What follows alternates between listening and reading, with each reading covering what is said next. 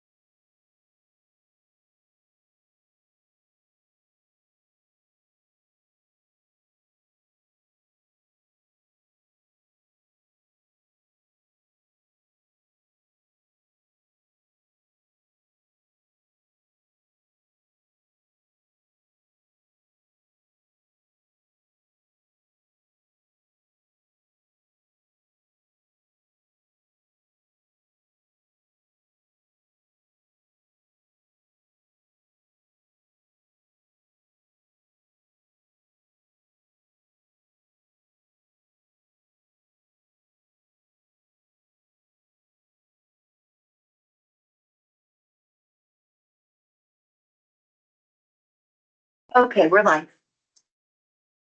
Need an announcement? Announcement for closed session is the thing. We'll do the pledge first. Richard Egan, would you lead us in the pledge, please? Pledge allegiance to the flag of the United States of America and to the republic for which it stands, one nation, under God, indivisible, with liberty and justice for all. Heavenly Father, we thank you for bringing us here today, and Lord, we ask you for wisdom. Yes. We ask that you would guide us and give us discernment and help us to serve you well. In Jesus' name, amen. Amen. Okay, I need an announcement for the items discussed in closed session. Thank you, Chair. The board was able to meet only on one of the closed session items. It was a conference with legal counsel, conference of legal counsel, existing litigation, the Gino Construction Incorporated versus the County of Lassen case. And there's no reportable action for that. The remainder of the closed session items will be trailed to the end of the meeting. Thank you. I'm looking for agenda approval. No additions, deletions, Mr. Chairman, I would make approval. I'll say that. I have a motion by Mr. Albaugh and Mike, you second it, okay. Those in favor? Is there any comment from the public? So approved. Okay, public comment for any items that's not on the agenda.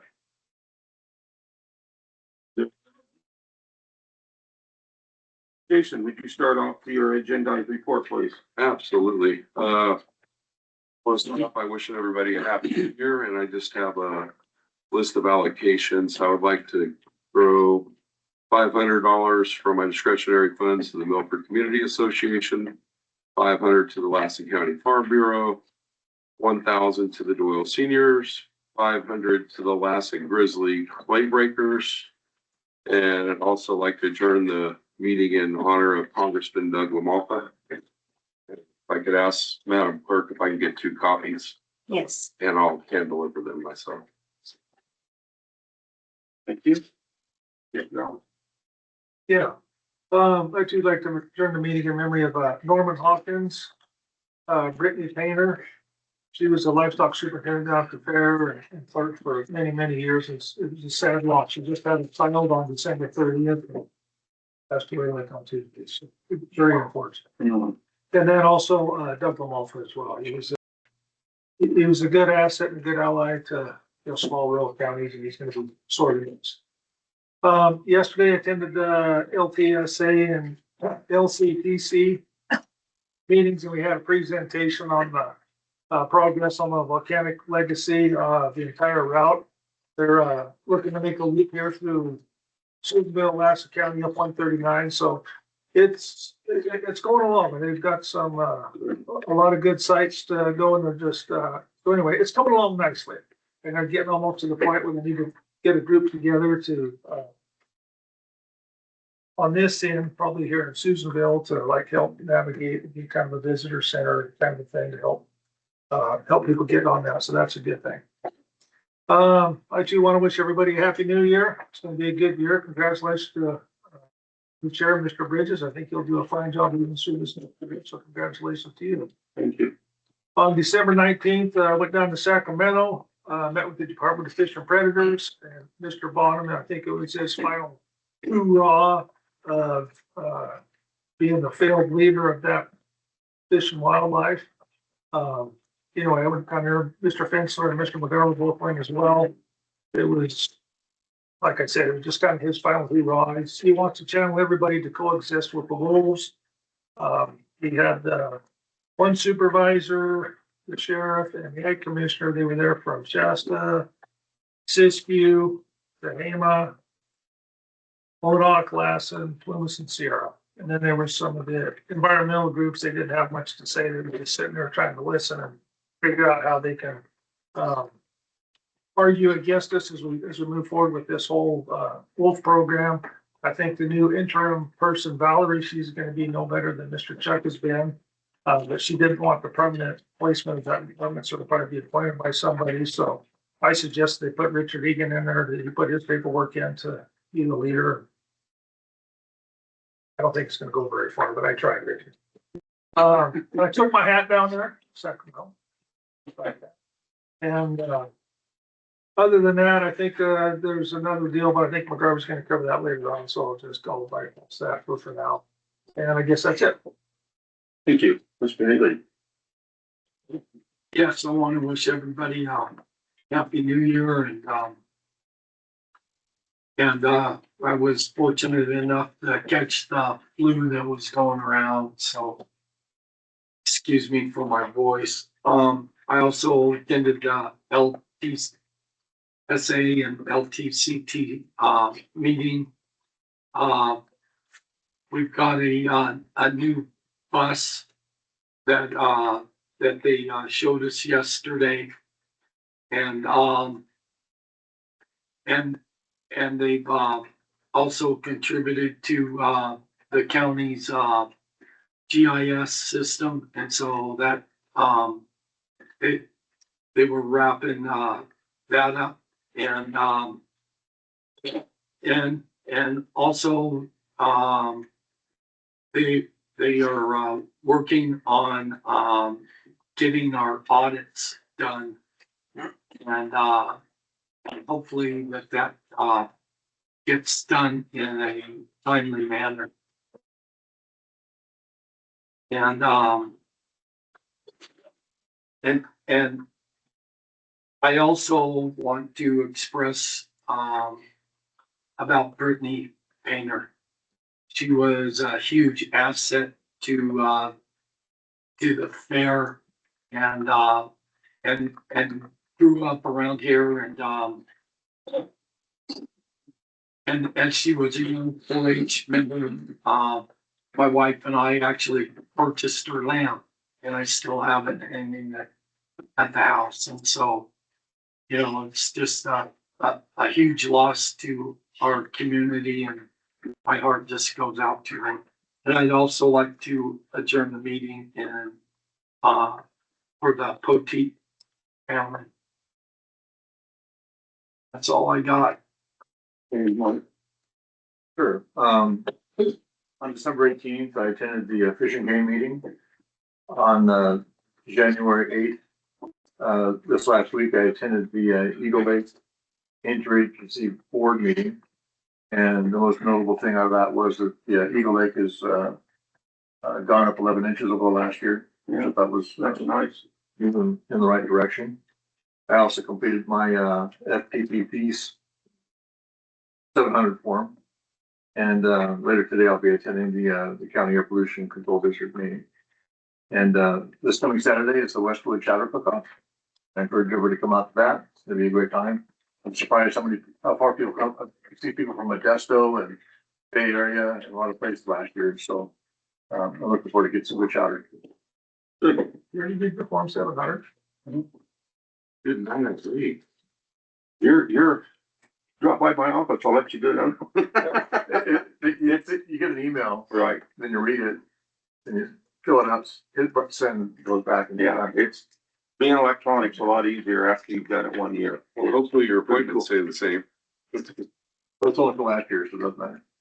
Okay, let's see, on the 16th was our last, board meeting, and that afternoon, the county had a Christmas party for all the employees, and what a great, simple event.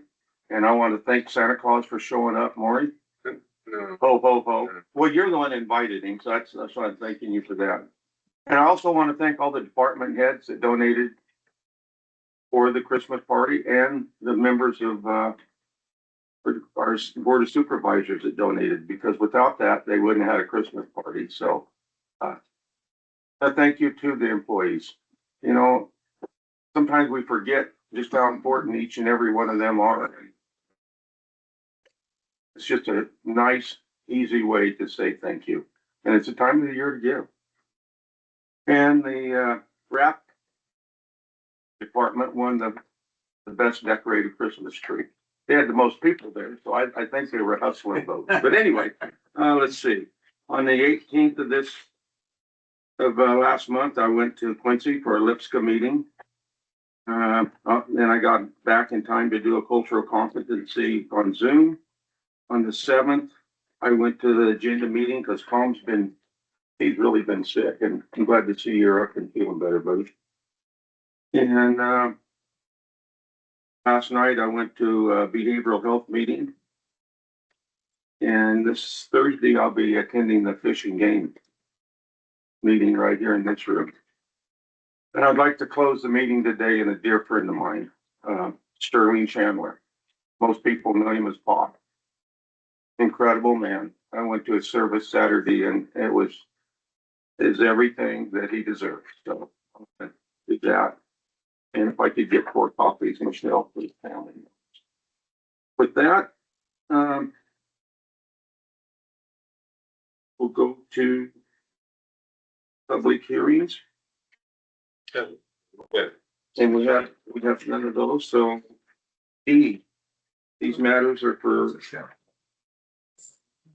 oh, gosh, a few more minutes. Let's go to,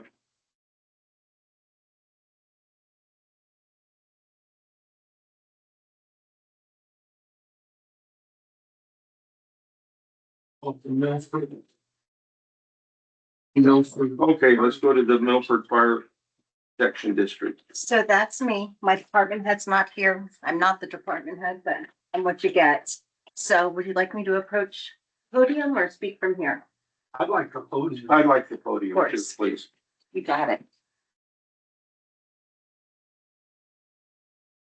Good morning, board. Michelle Udaraga, Deputy Clerk of the Board.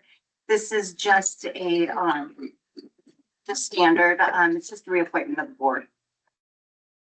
A reappointment of board members. Well, It was, overlooked last year, so there's new expirations coming up. So currently the board is expired, so we need, for you guys to approve it so they can be reappointed.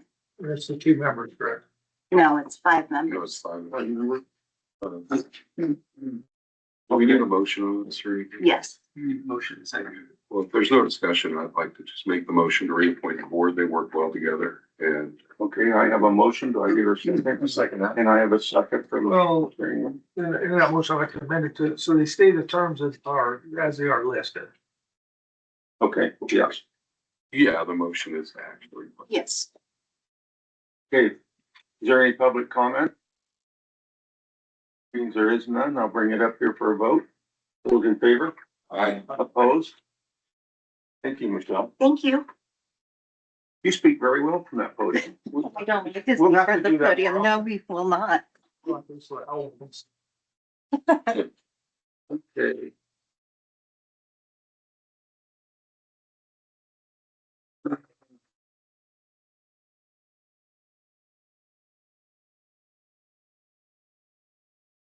And start with committees. We can start on the committees.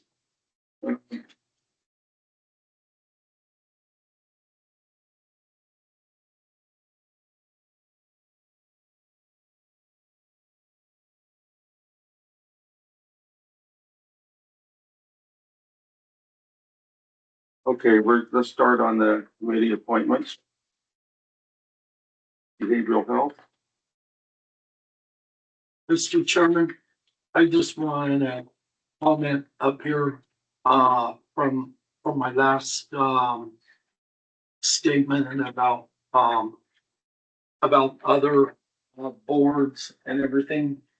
You know, that, I feel if you've been on there more than, a couple of years, that, you know, I feel, and if somebody else wants to be on there, I think that opportunity should, you know, be presented because they, you know, just because one person's on there, you know, they need to have, you know, maybe some fresh ideas. I don't know. Anybody else have a comment? I just have a comment. I agree with Supervisor Neely 100%, especially with cross training. With the only thing like my LTSA and LCTC appointments with $100 million in materials coming through Highway 395 and most of it in my district, I prefer to stay on that appointment. And also the EMR, EMCC appointments. I've been a volunteer first responder for a decade. I've made some valuable connections with people on those appointments.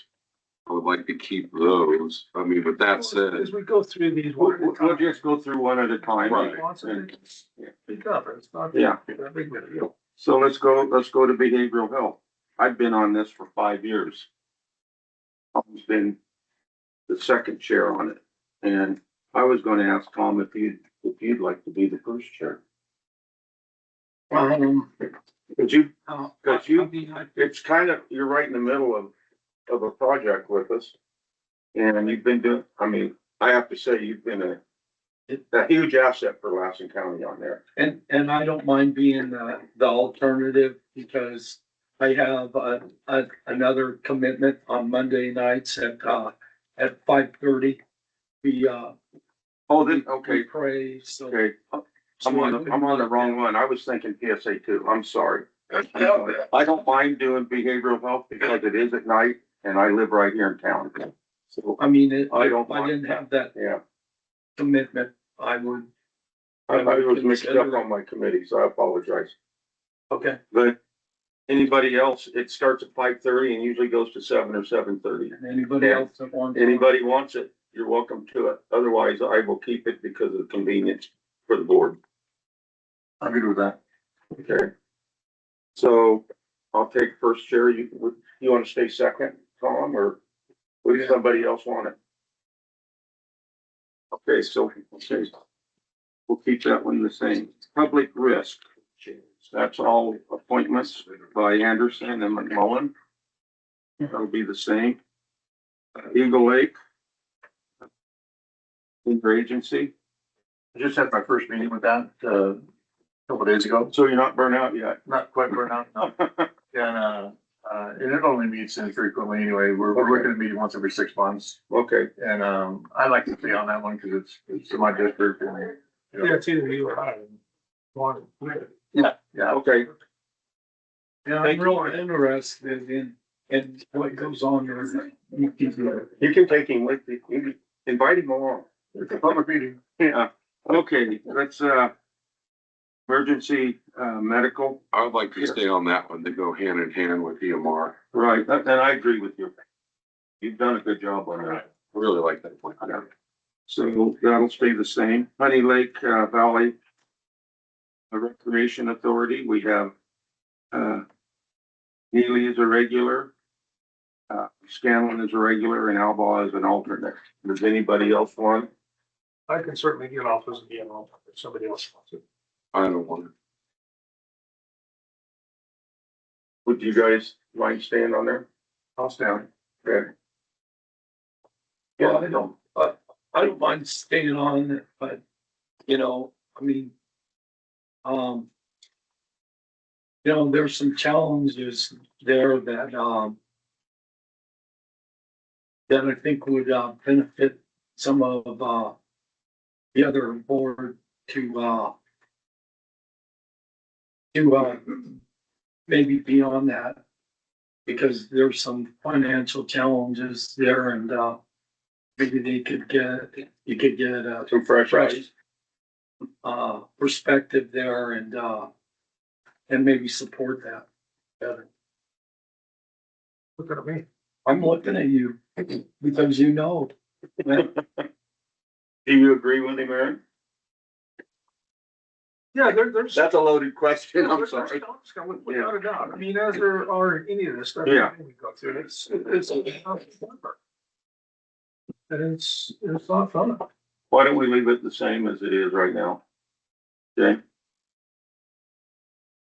I'll try to make it.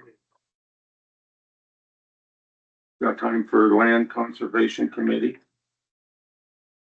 Got Alba? You want to stay on this one? Yeah, this is due to the, here again, we haven't met in a couple of years, but it's basically just for the Williamson Act contract, and I think I'm very well suited to that. We Okay. don't have a conflict of interest, but we don't have any Williamson Act, so. I'd like to stay on that one, probably. Okay, well, we're gonna go back to time certain. It is now 10 o'clock. So, the Gary Wolf update.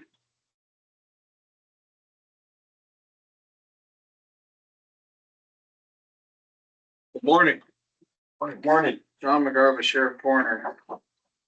I'm here to, here to apprise the board of recent developments regarding, a recent update regarding the gray wolf issue that's continuing to become, it's actually escalating into more of a critical juncture with some of the attacks that we've had on and depredations on cattle and everything else recently. Here's the news.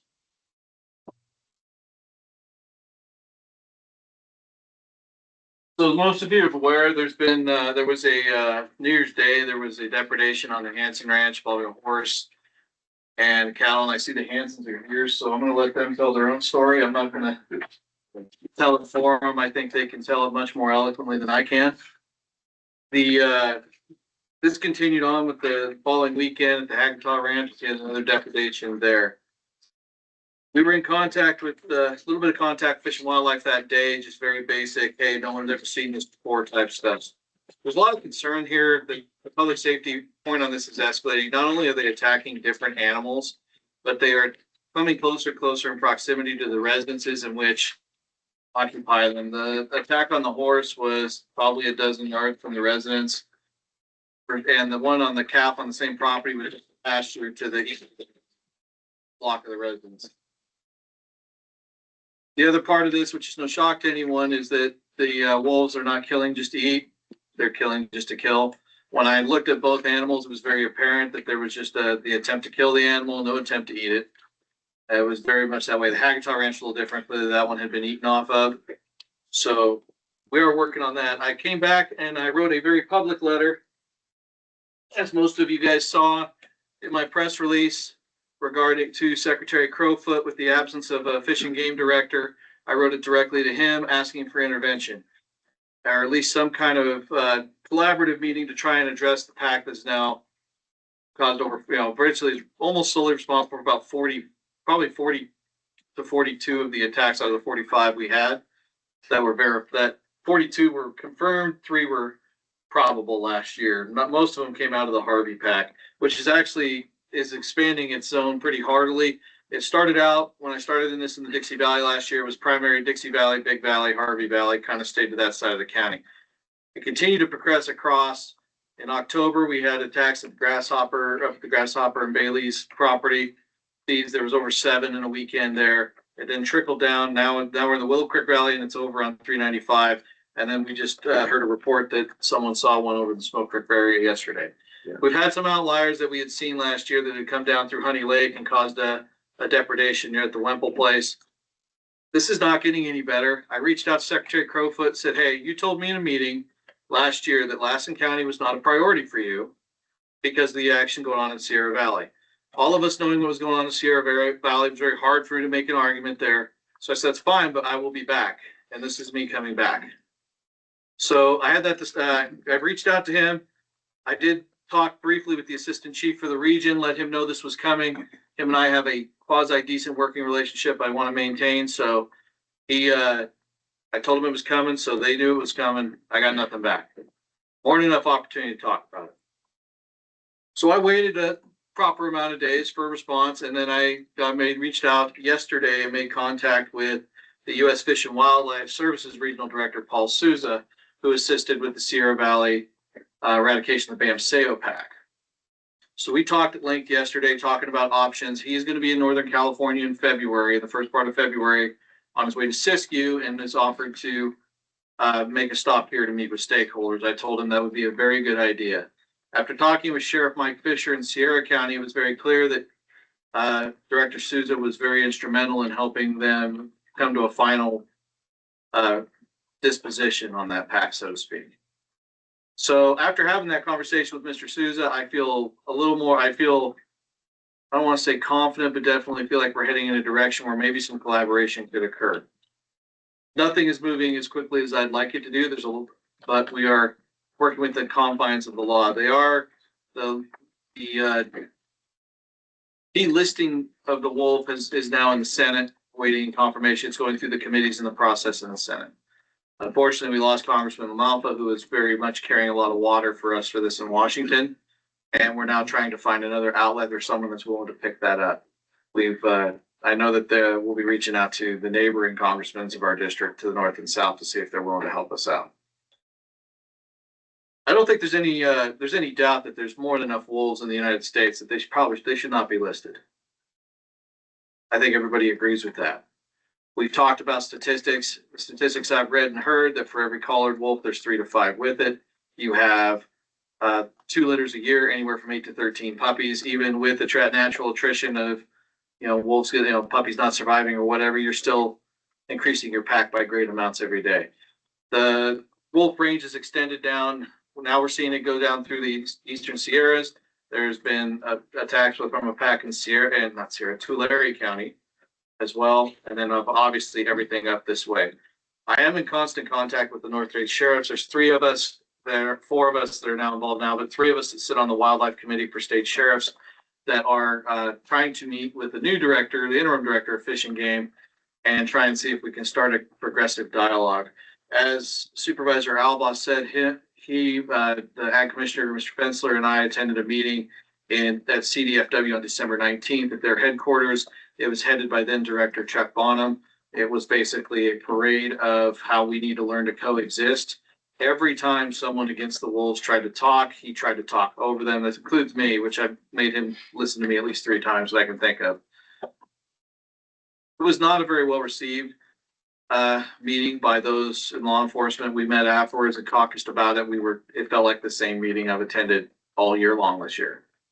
I have a great concern for where this is going. I have a great concern for the health and safety of the community as far as the stress this is causing on the ranching community and those who, quite frankly, those who respond to it, deal with it. And the fact that this has escalated to other animals outside of cattle is concerning. It shows that there's a lot less and less concern, and they're getting closer to town. I spoke with the president of the college yesterday. There was concerns about their rodeo team and their boarding of horses and whether or not the horses would be safe. And it was tough for me to sit there and tell her, I can't sit there and tell her that I can absolutely say they're safe because I can't guarantee that, nor should I. I know there's several people here that want to talk, so I don't want to occupy all the time. I'll be prepared for any questions you want to ask, but I want to make sure people behind me get an opportunity to speak as well. I have one. Yes, sir. One remark. I see we've already had one beef producer shut her ranch down. And that's pretty sad when that was the backbone of this county. They took care of our logging and they're trying to take care of our ranchers, and it's pretty sad. So thank you for all your efforts. Well, I'm going to continue with my efforts. I'm not done yet. We'll see. We'll see how this goes. But I am confident. I've heard a lot of good things about Director Souza and his willingness to help with the situation. So I'm hoping we can get some work done here. now that they're done in Sierra. Sir, I just want to say thank you for your aggressive approach on this. I noticed you're coming in hot and you're not stopping. So thank you for all your efforts here. you're welcome.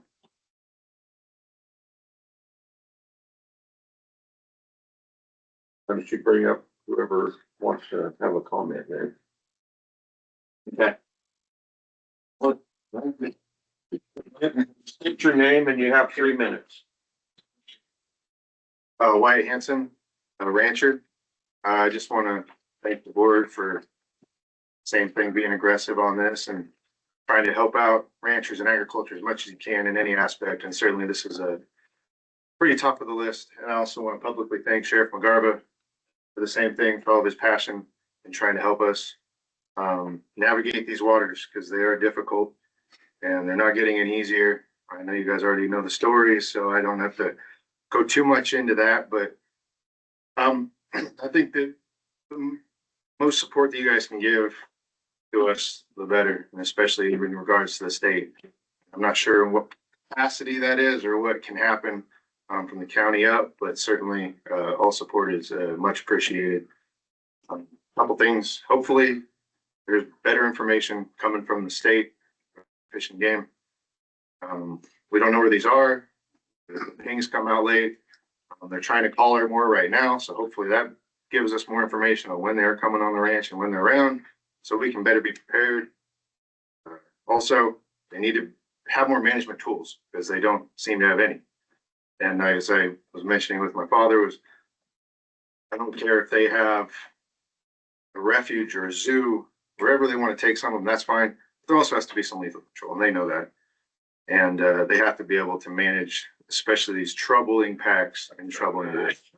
And the more that have callers and the more information they have off that, they should be able to better know which ones of those wolves are. And seems like every other state that has wolves at least has some capacity to do some management, and this one does not. With that, I just want to thank you guys for seeing us and hearing us. Thank you. You have a question? I would request that we give Mr. Hanson another 3 minutes. I know the story, maybe all of us up here do, but we've got this owl thing on the internet now, and I'd like for him to tell the story of what happened so that the general public can. You have it. Go ahead. Sure. Well, we went out New Year's morning, same time, same pastures and same animals that we've been feeding every day. We went out and fed the cows, or excuse me, the wean calves first. So we feed them twice a day. Came around, noticed one didn't get up. Before we even went over, already knew, I mean, with a certain amount of certainty, we knew what happened. Sure enough, went over, saw that the calf was dead. Had it been eaten on? It was bit on 2 spots, one on the back, on the rear end, and one on the above the ribs. The pictures, of course, I'm sure you maybe have seen them. Maybe took a bite out of them just to do that, and that was it. And then we thought, well, that's too bad. We need to call wildlife services, so we did so. Meantime, we continued to feed cows. Went to go feed another group in a pasture, and went in there. Luckily, it's even say luckily, but it seems like sometimes that's what it is. Didn't see anything. And then as we go back out, we go against the other pasture where the horses are, and we feed them. And that's when we saw smoke, turned around, and just blood, of course, up and down his leg. Really upsetting. A lot of words between me and my brother, just how mad we were, and it was infuriating. We then stopped while we were. Right, real quick question. Yes. How far was that from where your children played? It was within yards. Yeah, as Sheriff McGarva stated, it was right there. It was, you could see the trail and the traffic of the wolves and the blood of the horse. And I mean, you could see this poor horse. They put him up and down in the side, and we found where he was definitely probably the bulk of the attack was, which was off to the side. And we then called Sheriff McGarva and called our veterinarian. Thank the sheriff for coming out and our vet, and everybody did this New Year's Day, New Year's morning. You know, best time for anybody to want to do anything, but we had a lot of great support. that came out, and we knew because of the basis of his injuries, for lack of a better term, it was all in the backside of his digestive tract and the soft tissue. No, any horse that somebody would have tried to put through that pain. And if anybody's had a dog or any animals that are in pain, you can tell, and it's terribly upsetting. Yeah. Really made me mad when I had to walk him from because I don't know how he was moving. It must have been the adrenaline, because he was walking around the pasture like just going. But by the time we got him back and by the time he was euthanized, he was just, again, I get pictures and they're really sad to look at. He's just hanging his head, and I've seen some of the Yeah, pictures. they're terrible. Very sad. they're awful. And yeah, then a few days later, my cousin lost their calf, and we've had little contact with the Fish and Game, CDFW. They did contact us the next day to see if we saw the wolves. Saw some that night. That was it. That was the basis of it. I contacted them regarding another issue in terms to other losses that were prior to these, and that's been the basis of our conversation with them. So Thank you. I hate to have you relive that, but. no, it's okay. It's a story that needs to be know. told. It's serious. Yeah. Thank you very much. No, thank you, Chairman. One, Yes. Oh, go ahead. if you don't mind, just for the record, did California, did they offer to reimburse you for the cost of your animals? Yes, and we've been reimbursed for 2 of our 10 calves. And they were the middle ones, which is funny. They were the ones that were killed in April of last year. We had kills in November of 24 that we haven't been paid for yet. That was the basis of the phone call down in Sacramento. And supposedly, again, take their word for it, that it's in the controller's office now, so we should be seeing those funds. As to the calf, wean calf, we actually we shipped all them today. And it was a little earlier than we would, because it's just, there's no use having the risk of putting them through it, and of course us through it, to look around to see if anything happened every night and every day, because it's just one more thing that you got to do. And so those are shipped. And as to the horse, we've been told that there's been meetings in regards to reimbursing Smoke. As to what that is, she did not know, because she wasn't part of that meeting. So yeah, if that goes sideways, I'll be sure to be back and tell you guys that, I invite you back. yeah, thank you. Thank you. Yep. It's supposed to be wolf compensation for any depredation, doesn't matter what species of animal. Yep. You know what's really sad? This is really reaching an expedited stage out there. There's so many more wolves than Fish and Game are saying there is. You know what worries me? We're gonna see good citizens become criminals to protect their livelihood. And that really worries me. It scares me. It scares me for your families. Livelihood and safety, and I know you can do it for safety purposes, but I mean, it's just hard to even think about, if you do go outside, it's dark, and see something that's that close to your home. I mean, How old are your kids? 3 and 1. Yeah. Yeah. That's my point. Yeah, and as I've said too, I mean, it's an issue now. It's a safety issue right now. Yeah. But I can't imagine, with the rate of what these wolf packs and the population is growing, and they get more brazen by day, it seems. I mean, you can see it with some of these packs. And it's what's tomorrow gonna bring? A month, a year. It's scary. And that's why I would encourage in the Fish and Wildlife they need to work faster, because it's going to be the worst problem as it did in Sierra Valley. It's hard to think that there was a threshold that was almost 100 kills. Why wasn't that decision made at 30, 50, 80? Thank you for coming in. Thank you. Is there anyone else? Come on up. State your name so people know who you are. Okay, Richard Egan, thank Mr. Chairman and board members, thanks for keeping this issue on the forefront with the state, and I encourage you to keep doing that. It's hard to follow Wyatt with all that their family's been through, but one point that I wanted to make is that there's an effort, I think, on the part of the state, some of the environmental groups, to try to send us down this rabbit hole of non-lethal deterrence and meeting after meeting after meeting. And I think Aaron referenced meetings that we've all been to the same meeting 10 times over the last 5 years, and nothing has come about it.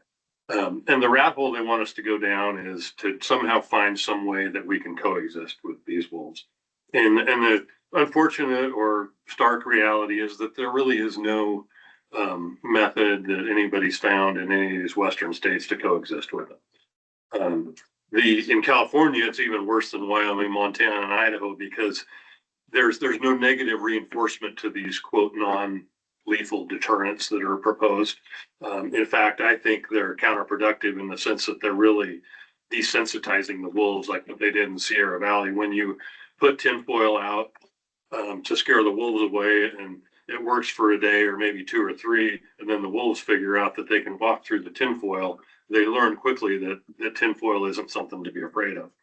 Now, on the other hand, if they go through the tinfoil and somebody shoots one of their partners, they would learn from that. And that's kind of what's going on in Montana and some of the other states. So without any negative reinforcement with these non-lethal deterrents, they're actually counterproductive, and they're desensitizing these wolves. And I guess I just want to encourage the board to not go down with Fish and Wildlife the rat hole of meetings and all this nonsense that doesn't work. Acknowledge that there's a cost to having these things here and deal with it. So anyway, that's all I wanted to say. Happy New Year. Nice to see you. Thank you. Is there anyone else? Want to please state your name? Taylor Hagatock, local cattle rancher. I'm not gonna rehash everything that's been brought up, but just something that I want to bring up is I don't think this can go any other way. The mismanagement of wildlife in this state over the past 10 years has led us to this path. The mismanagement of the lions and bears. We have no deer population. We have no elk population. There's nothing for them to eat. So you get these wolves to show up, and there's no deer out in our country anymore for them to eat. You know, we used to have in our alfalfa fields, we'd have a group of 80 deer every night. You're lucky to see a dozen now. So I think we need to hold them, responsible for the mismanagement that's led us down this path. This might be a completely different story. Every other state that they have wolves, they also have a huge population of deer and elk. We don't have that. So I don't think it can go any other way until they admit that that's happened. I don't think on their website, and I could be wrong, but last I checked on Fish and Wildlife's website, their last deer numbers were from 2018. Why have they not posted any of their new numbers? When I attended our local commission meeting, they had some of the deer that they collared. I think that they said over half of them were killed within the week after they were collared. Why is this none of this being reported? And why I don't understand how this process works. Why do we have these biologists that we pay? Are they doing their job? Are they reporting what's going on in Lassen County and saying that we don't have the elk and deer populations to support these wolves? So, I'm looking at it like I just don't see how this can go any other way until they solve the main problem is there's nothing else for them to eat. And, we're going to see more and more of this. And everyone that's in this room knows where all the deer are in Lassen County. They're right here in Susanville. So it's only a matter of time for those wolves to figure that out too. And once they figure that out, they're going to find out, everybody else that has, horses in their backyards or, sheep or whatever else it is, it's going to be a problem. So that's all I just wanted to bring up. So thank you. Thank you. Is there anyone else from the public that'd like to make a comment? Okay, thank you. Sheriff, do you have anything else you'd like to say? So I do. We are trying to work, the goal on this is to work towards everything that's been said. I can't say it any better than those who are directly affected are. However, when we were originally researching this almost a year ago now, we talked a lot about United States Fish and Wildlife.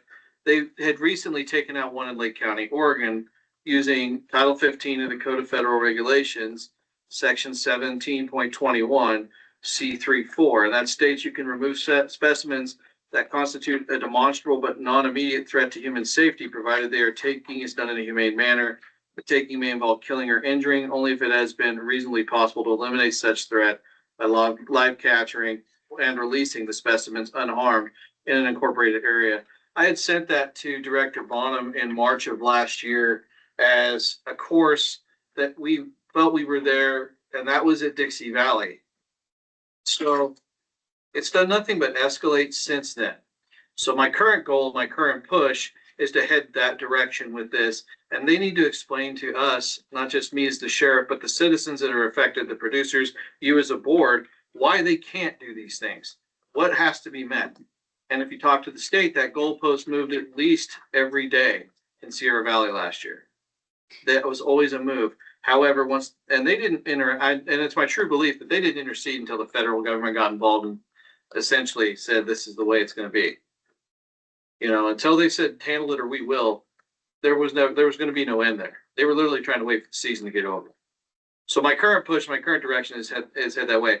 I am concerned about, as we said this in the fall, once livestock started leaving the outlying areas of the counties, it was going to centralize in towards residential areas and in towards the ranches themselves.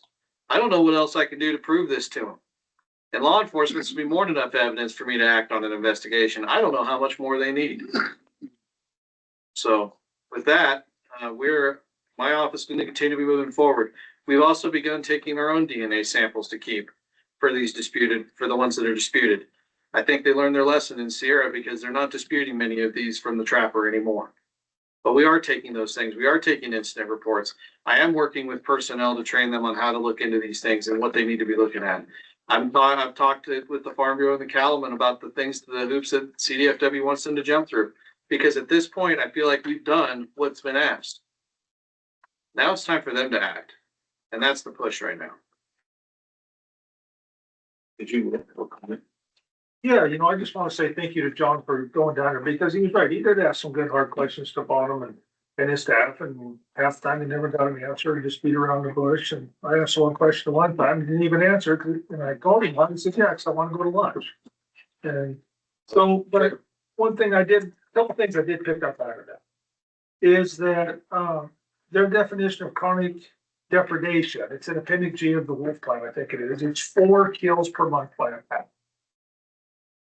Look what the Harvey pack has done. There's only been 42 in Lassen County, but I know that Harvey pack's been only killed in Shasta County. I know they killed in Modoc County. They've exceeded that every month for the last year. But yet they're still not doing anything with it. You know, they want to color more wolves. And I just found out yesterday they're going to be flying around color and they're going to be focused on the Harvey pack. Why? They already have 5 colors on the Harvey pack. They know they're devastating. Why not work on the Lassen? Why not work on the Tennyson? Why not work on some of these other packs that are even colored? So the people know where they sleep. Because that's all it is with the coloring. They give those polygons and they just show you where the wolves are sleeping at 8 o'clock. They've already fed for the night. Now they're bedded down. It's stupid. And then the other thing I found out is they're not giving out cluster points on public lands. They're only doing it on private lands. So all summer long, they're not eating on these public lands. They never call you and tell you anymore. There's too many of them. Back in the day, Richard, you call him. They're not even going to call anymore. Because it doesn't fit their narrative of what they want. They want wolves. They want them everywhere. They want to see them propagate. They want us off the land. They don't care about the cattle or the wildfire. That's why they need to be called Department of Fish and Predators, because that's the only thing they care about. You know, anyway, and we have to take all of these things in a humane manner. What do these wolves do? They eat things alive. There's nothing humane about wolves kill. Nothing. At least a bear or lion, they try to kill them outright and then eat them. Wolves, they just eat them alive. Yeah. But yet we have to be humane about our stance. So anyway, you're right. We got to keep this at the forefront. We can't weaken on this, guys, at all. You got to continue to tell your story, Wyatt. Continue to tell it. I think the best quote that came out of that meeting on the 19th came out of Modoc County Sheriff Tex Dowdy, and it was very simple. It was, why are we asking people to protect state property over their own property? Good comment. I don't know that I can say it any better than that. They said there was only 71 wolves in Pelham. There's 71 wolves in Lassen County. And that's probably undercounted. Yeah. But anyway, that would end my report. So thank you. Okay. Richard, Yeah, you have a public comment? yeah, I can. Come on out. I can shed a little bit of light on the reason that they're focusing on collaring the already collared pets. And I spoke with one of the Fish and Wildlife people a couple weeks ago, and the department is so inept in their contracting. They contract obviously with a contractor to collar these wolves. I think they let the contractor draft the contract. The contract incentivizes them to be paid by the number of collars that they place on wolves. Now, it's infinitely easier to collar a wolf in a pack that already has a collar on it because you know where it is. And so that's why they're going after the Harvey pack, and they'll have 10 collars on the Harvey pack, and they haven't had a collar on the Lassen pack in, I think, over 2 years now. That's ridiculous. But that is the depth of the quality of people dealing with the Department of Fish and Wildlife. And to tie on to that is that they don't even use their local resource, Brian Eisler, who's a local biologist. They don't even use him.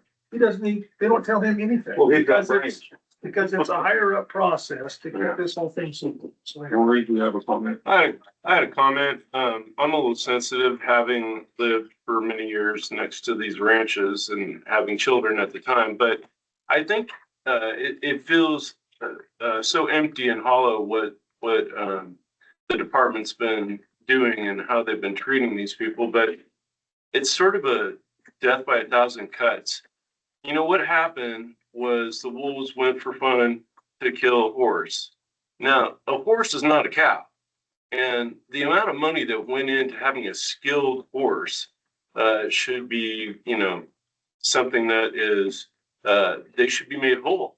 And that's because that's a cost. Not to mention, a skilled horse is one thing, but they're also not, you know, a barnyard animal per se. You know, these people have working relationships with these horses, and it's apples and oranges, and it should not be dismissed, and it shouldn't be categorized as something like taking a cow or a calf. So, I mean, it's just one of those things that incrementally they just are getting away with this stuff, and it should be recognized that, you know, there's a departure in the behavior of these animals, and it's strength in numbers with them. And, you know, you got to see this as incremental development on predation. And what's next? And like somebody said, the playground for Mr. Hansen's kids is yards away from where this transpired. So, you know, it's really significant and a departure that should not go unnoticed. Is there anyone else? Yeah. So I just want to comment, it's been a few years back, my wife and I drew antelope kegs, and so we went out and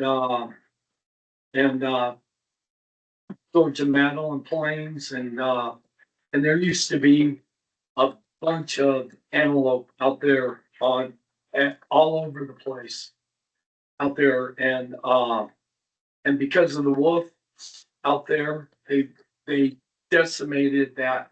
And Lynetta Farms used to, you know, give you a trespassing fee to go out and harvest their animals because they were eating up their crops. And now you go out there and there's nothing. You know, the wolves had started up here at Silver Lake, you know, years ago, and everything is still on deaf ears. I mean, they can follow the pack and the deer herds and the antelope herds and see what they're doing. And then when there's no more deer and antelope, then they attack the ranchers. And you know, I mean, it's an ongoing cycle. You know, this year on our trail cams up behind Spalding, there's a you know, we saw 5 to 6 wolves up there on those trail cams. And now that I hear that they're going to be out in Smoke Creek, there was a huge herd antelope population out there. And all Fish and Game has to do is go out there and see what the devastation is.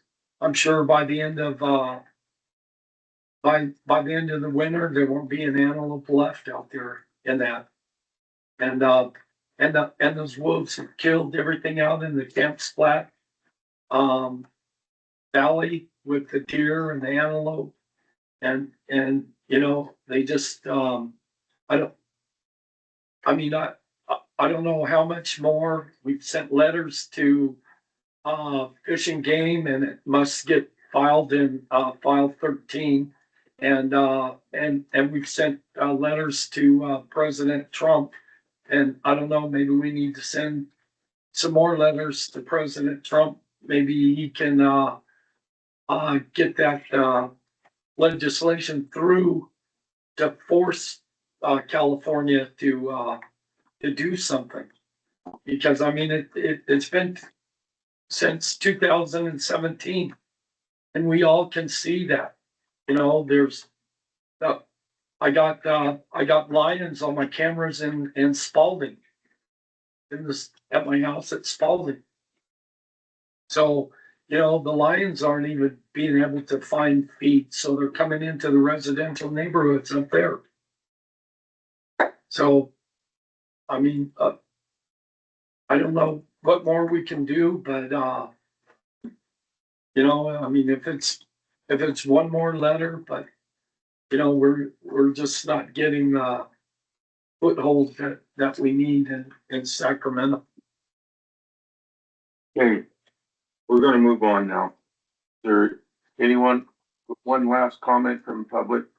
We need to get, we're gonna go back to, board appointments. Lassen Air Pollution Control. We have Ingram, Neely, and Scanlon on that. Well, thank you for coming in, gentlemen.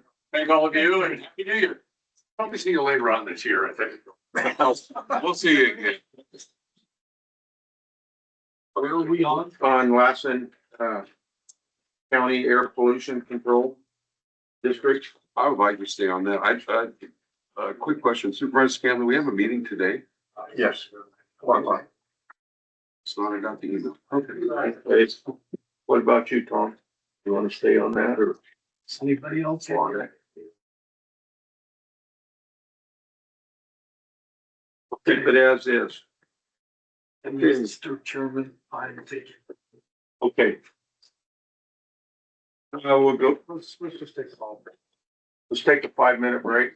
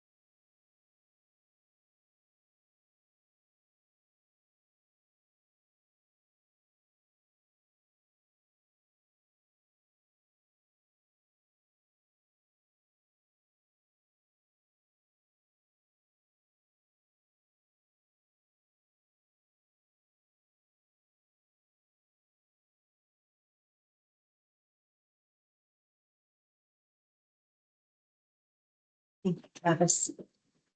You're a rock star, proud. Okay, we're live. Okay, I'm gonna bring us back into session. Here, hang on a second. Your light went off. Does that matter? It's good. It's supposed to. Okay. Yeah. Okay, we're at number 8, first 5, and that's my appointment. If anybody wants it, you're welcome to it. If not, I'll stay on it. Okay, that one's taken care of. We'll go on to number 9, which is, Lassen County Transportation, LCPC. Well, I think we have to kind of tend together because you're Okay, basically the same. we'll do 9 and 10 together. We have, Ingram as a regular, Scanlon as an alternate, Albaugh as a regular, Bridges as an alternate, Lee is a regular, Scanlon is an alternate.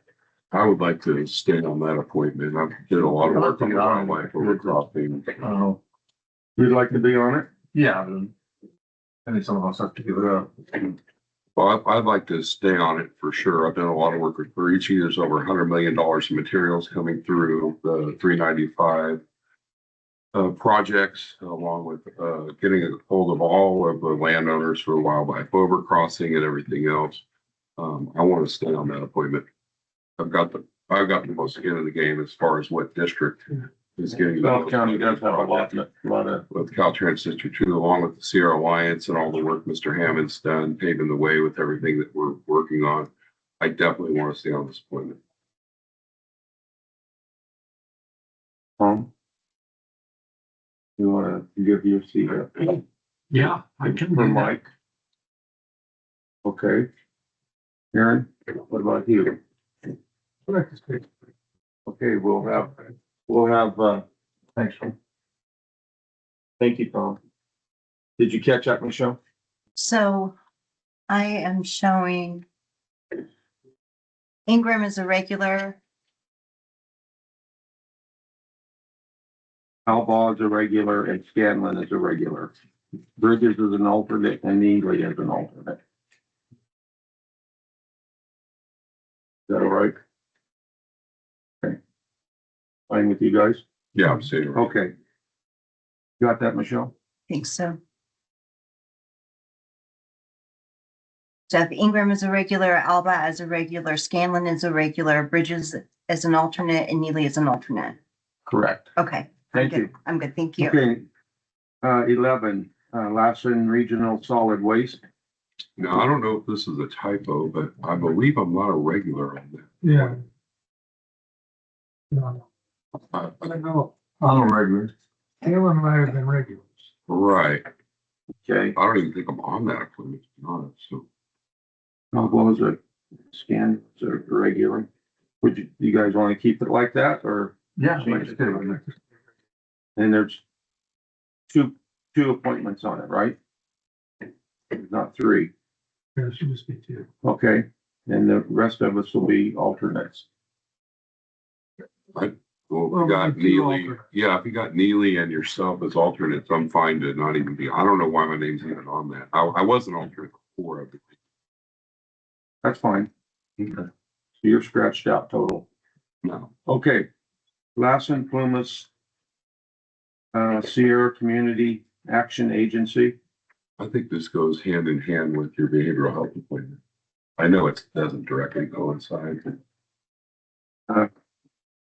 Oh, I've been on it. I know that you're out of town a lot with it, so I don't mind doing it. Perfect. Okay. We don't need an alternate. No, you have an We alternate. have a director of community social services, and that's Jason Hill. Thank you, Jason. Of course, Okay, Northern California Emergency Medical, NorCal EMS. yeah, this goes directly with the other appointment. Does anybody want to be alternate besides myself? We'll leave it the same. Yeah, I like yours. Okay, thank you. Northern Rural Training, Nortec. I'm happy to stay on it. Okay, good job. Well, it's been busy. And they put me on one of the board of directors on it, so. You want to stay alternate, Jason? I do. I mean, Okay. I rarely have to fill it. We'll leave that the same. Planning, PSA 2 agency.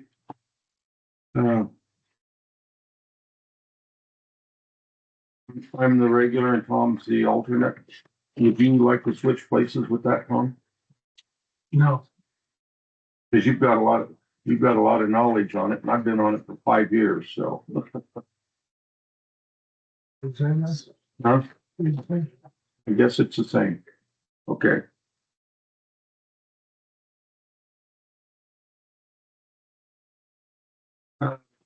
We have Anderson McMullen on Twindell. Long Valley Water Management, we have Ingram and Neely. You okay with that? I don't care either way. You need to stay on it. Is that's you? That's you. Yeah. Tom, what about you? No, somebody else wants it. Anybody want it? I have to do enough with Big Valley. I know, I do too. We're gonna leave that one the same. Okay, Big Valley Water. Aaron, I would like to see you stay on that. Kind of have to by default. Yeah. I'd like to see you stay as alternate because you understand what's been going on with it's not. That's a lot for my little brain. I know that. It was my brain. Anyway, we'll leave that the same. Airport, we have Neely and Scanlon. Neely's the regular, Scanlon's the alternate. You good with that, Tom? Okay, that's the same. Sierra Nevada Conservancy. Aaron, you want to stay on that? But yeah, if somebody else wants it, they can go ahead. It's, they've got it broke down now, so you're one of every, I think there's 6 counties. I think Modocs up this year, we need, remember it usually 2 each thing. It'll be Modoc this year, I think, if I remember. And you've got jumping at the bit for it? Would you mind staying on it? I'll stay on. Okay, that'll be the same. The Veterans Building, Well, you got a whole bunch of them. okay, for Board of Supervisors. The current appointment is Neely. Hey, he does a good job. I like seeing. You mind staying home? I can do it. Okay, we'll leave that the same. And then the alternate will be a nominee from the city. Blue Stars Moms, we'll leave that the same. Okay. Okay, Bruce? Okay, these guys have to apply, so. It's just an automatic appointment. I'd have to look in the bylaws. We've had, the only time I've ever received, I think it's just an automatic reappointment that you guys do. The only time I've received applications is for a vacancy. Yeah. Okay, that's fine. Okay. The Marine Corps League has nobody. Go ahead. Sorry, Chris Mantubo, Veteran Service Officer. The Veteran Service Officer or the Marine Corps League is defunct in Lassen. There isn't. Okay, thank you. So that brings up the question, need to keep it on here, do you think? Keep it on here. Do you say maybe need to keep it active or just scratch it, or what's your? How hard is it to get a new veterans group on this system? For the.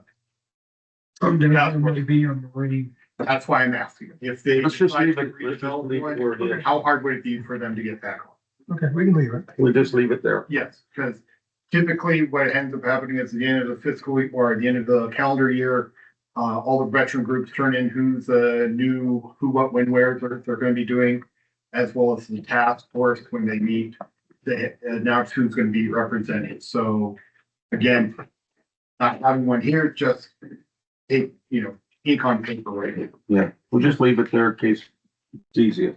Veterans Foreign Wars, Ronald Wood and James Vincent, we'll leave that the same. Veterans Auxiliary Groups, Lola Ramey and Wendy Jacobs, we'll leave that the same.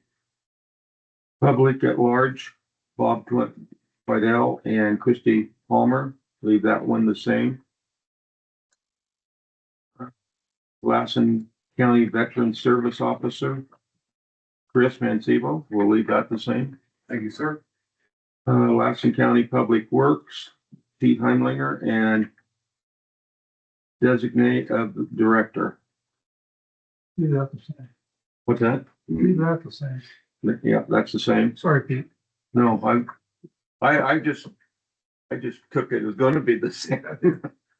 American Legion, we'll leave that the same. Stephen Soto and Larry Rogers. That concludes those. Now we'll move on to G. No, with that, Mr. Chairman. Oh, okay, I'm sorry. Approve those, committee appointments with the respective changes. Okay, is there any comment from the public? Being there's none, I'll bring it back up here. Do I hear a second? I'll second it. Okay, we have First. a first by Aaron and a second by, Mike. And those in favor? Aye. Those opposed? So moved. Now we'll move on to G. Consent calendar. These matters are routine in nature and usually approved by a single vote prior to action of the board. The public will be given an opportunity to comment on any consent item. Is there any comments from the public? I'd like to pull B4, B5,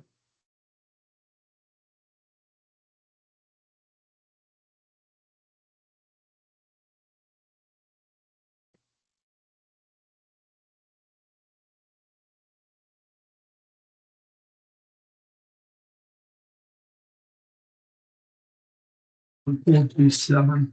Yeah. Thank you. Good one, thank you. Is there any others? G8. Legally. With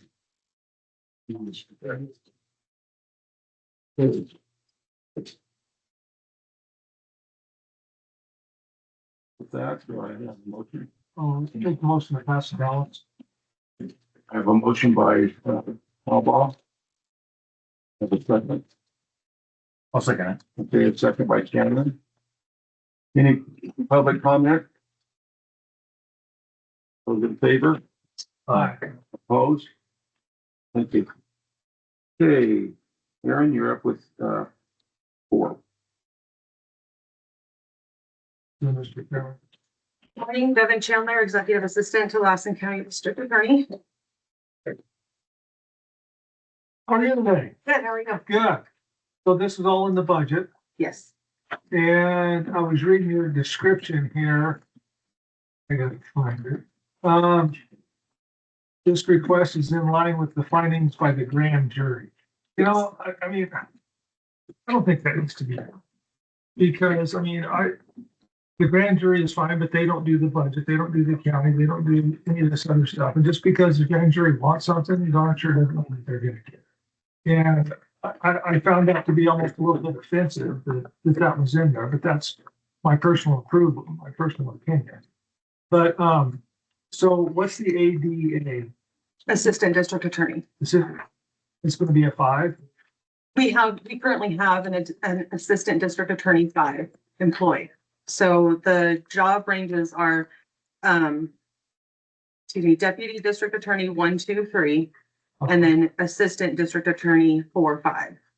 Okay, So we currently have 2 Deputy District Attorney 2s and 1 Assistant District Attorney 5. okay, so this is only for a range change, it's not for any job descriptions. Correct. Thank you for that. You're welcome. Those are all the questions.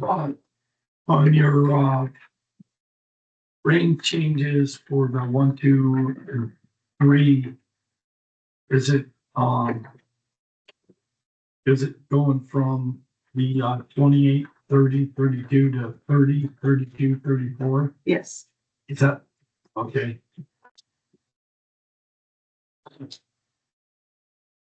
And then the 30 are then on the 4 and 5, it's going from range 35 to 37. The 4 is going from a 33 to a 35 and 5 is going from a 35 to a 37. So it's 2 range increases for each step, for each range.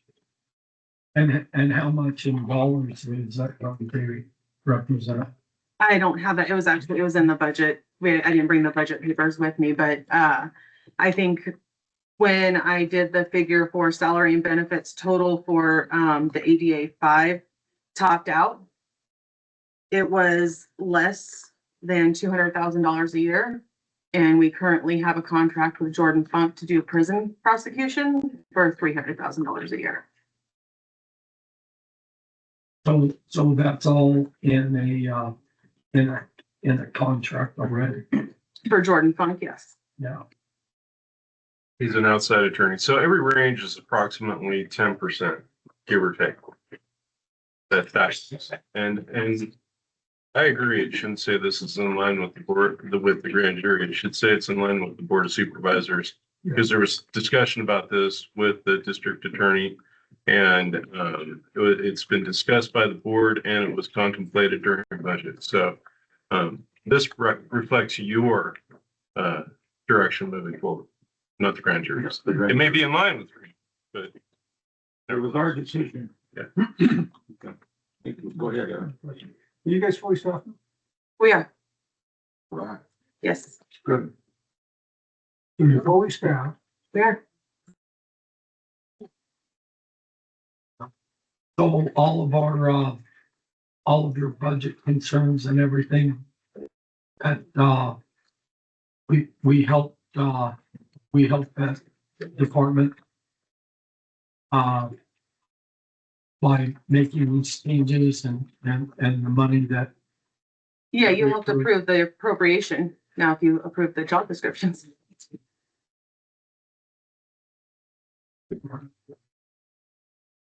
the acquisition of new attorneys, filling those spots, though, I would say it's probably very important that this was already in the budget, that, you know, Right. that discussion could happen and there could be some glimmer of hope for higher salary for those folks. So Correct. Thank you, Maureen. Yes, I'm glad to hear you're fully staffed. That's huge.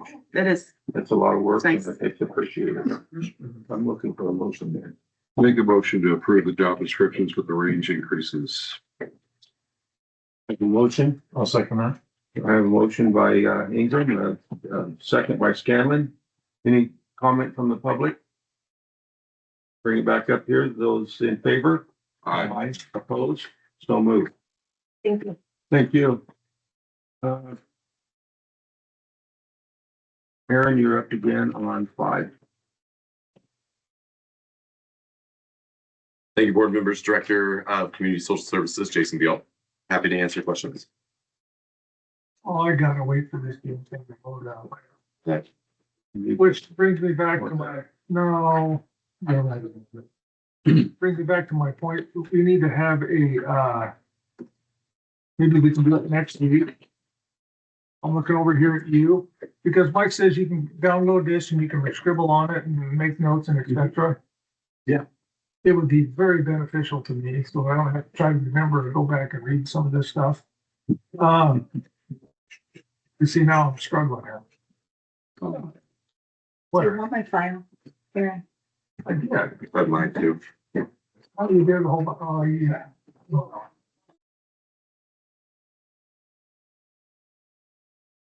5 minutes for breathing. Yeah. Good standing. Oh, First this vote. is for the dates on this thing. I want to make sure your dates are. Yeah, I found it. Okay.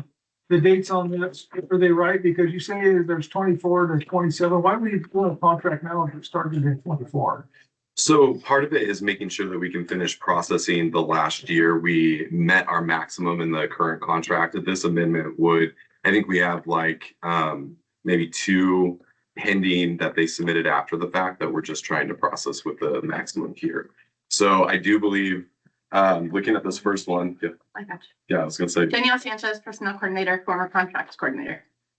The original agreement for this vendor started in 2024.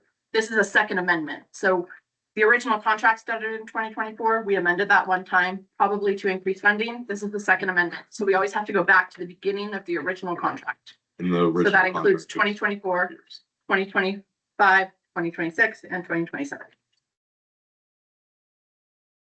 So it's just to keep everything straight. Correct. We always have to reference back to the original So the signed beginning. contract, and Yeah. because that is what we are ultimately modifying. Okay.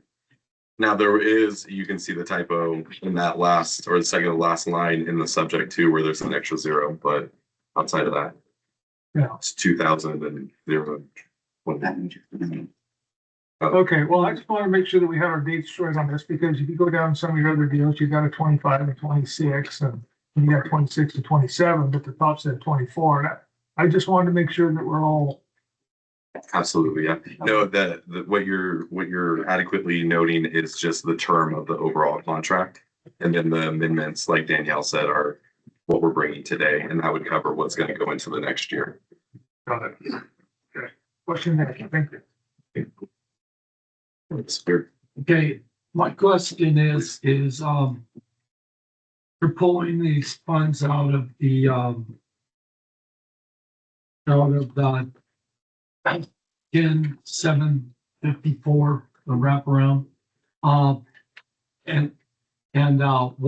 What line item are you pulling those funds out of that account? So out of ours, it's going to go from special departmental expenses, which is an area that we kind of, we put a little extra money in to foresee some changes, amendments, and contracts. The other thing is that this money, yes, it does say that it's coming out of that fund, but it has the potential of being recouped back from the department via MAW dollars, which is their discretionary dollars that they get back from the state. So right now we're covering the amendment, but towards the end of the year, I imagine we'll balance that back out in the CSS budget. But this is our matrix or method right now to be able to take the amendment. And it's coming out of special department expense. Yes, sir.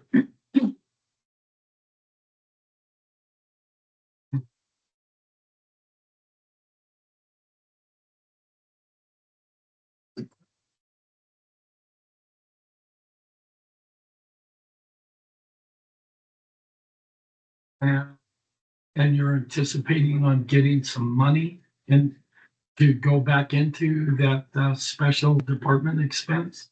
Correct. So one of the things that we need to do too is do mid-year transfers from our fund balances to cover some of those additional costs. This isn't the only one that has come from an amendment. That was, a little unexpected, but yeah, that's part of our mid-year package for our budget is to increase any of those line items that happen to be under the money. How our money works is they generally sit in fund balances that are transferred as revenue transfers either at the beginning or the end of each year.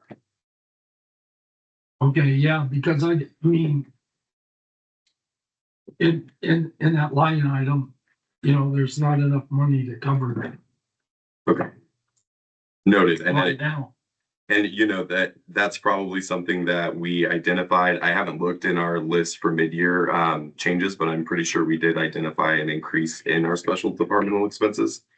Definitely something I'll circle back on our fiscal and ensure. But like I said, what's easy about us is that mid-year we just transfer over the funds from the fund balance and essentially just replenish those.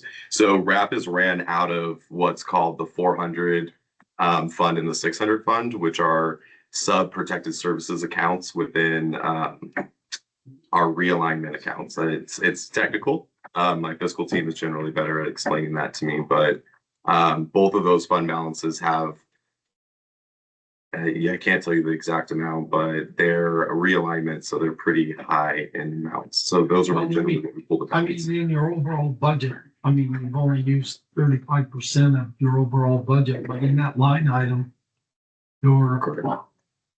there's not enough money there. And definitely something, like I said, that we can transfer from other pieces of the budget, just as you adequately put. But easy, in my opinion, easy enough at a mid-year change. Any other questions? Just one. When the motion's made, so we need to just amend an extra zero. Where is that? So Danielle said that it very well could just be on our letter, but not what's in front of you. And it was just, this is again an agreement for the fiscal year of 25-26 and fiscal year of 26-27. So as long as that's adequately represented on your guys' end, it very well could just be in the letter on this. So I don't think there's a change on your guys' end. Okay. I would move to approve the second amendment of the agreement with Lassen Intervention LLC and Operation County Administrative Officer. I have a motion by Alba and a second by Ingram. Is there any comment from the public? Bring it back up here. So vote, those in favor? Aye. Opposed? So moved. Number 7, Tom. No, 7 is not. Morning, Mr. Chairman. You too. Okay, go ahead. Morning, Mr. Chairman of the Board, Dustin Russell, Captain Lassen County Sheriff's Office. Here to answer any Good to questions. see you up here. Nice to Happy see New you Year. guys too. Happy New Year. You got rubber bullets in that pistol to shoot the bullets? No, I have some better quality ones.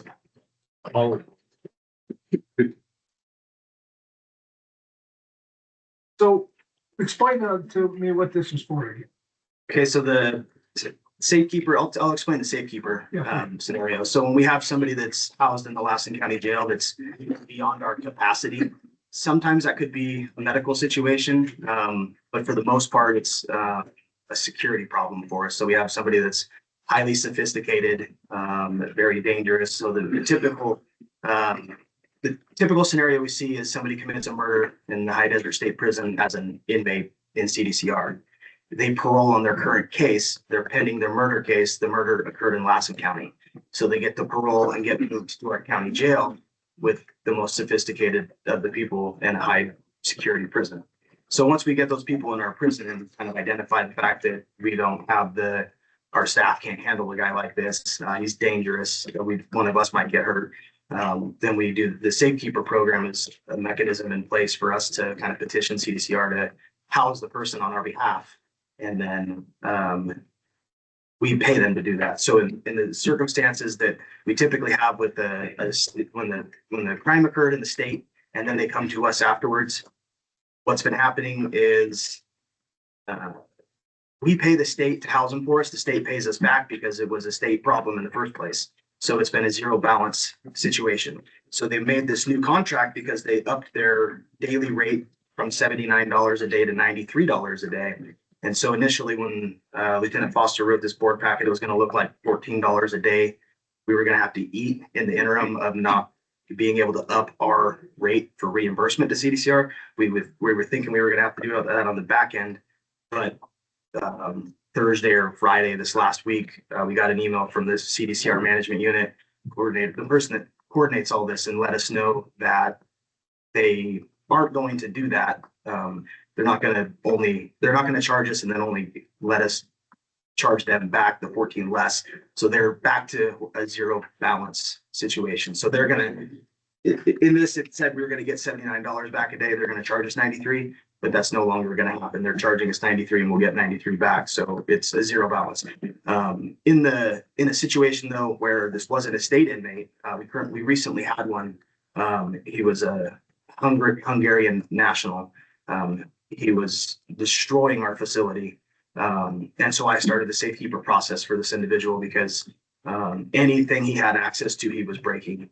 We still have to give him water. We still have to give him everything, and food and everything else. And he was destroying sinks, toilets, anything he got his food with. He was, and then when he goes out into the day room, he broke the TV for everybody that's in the day room, which isn't a secure thing, but this guy was very strong and very aggressive. So a situation like that, it would be worth every penny of that $93 to get him out of our jail.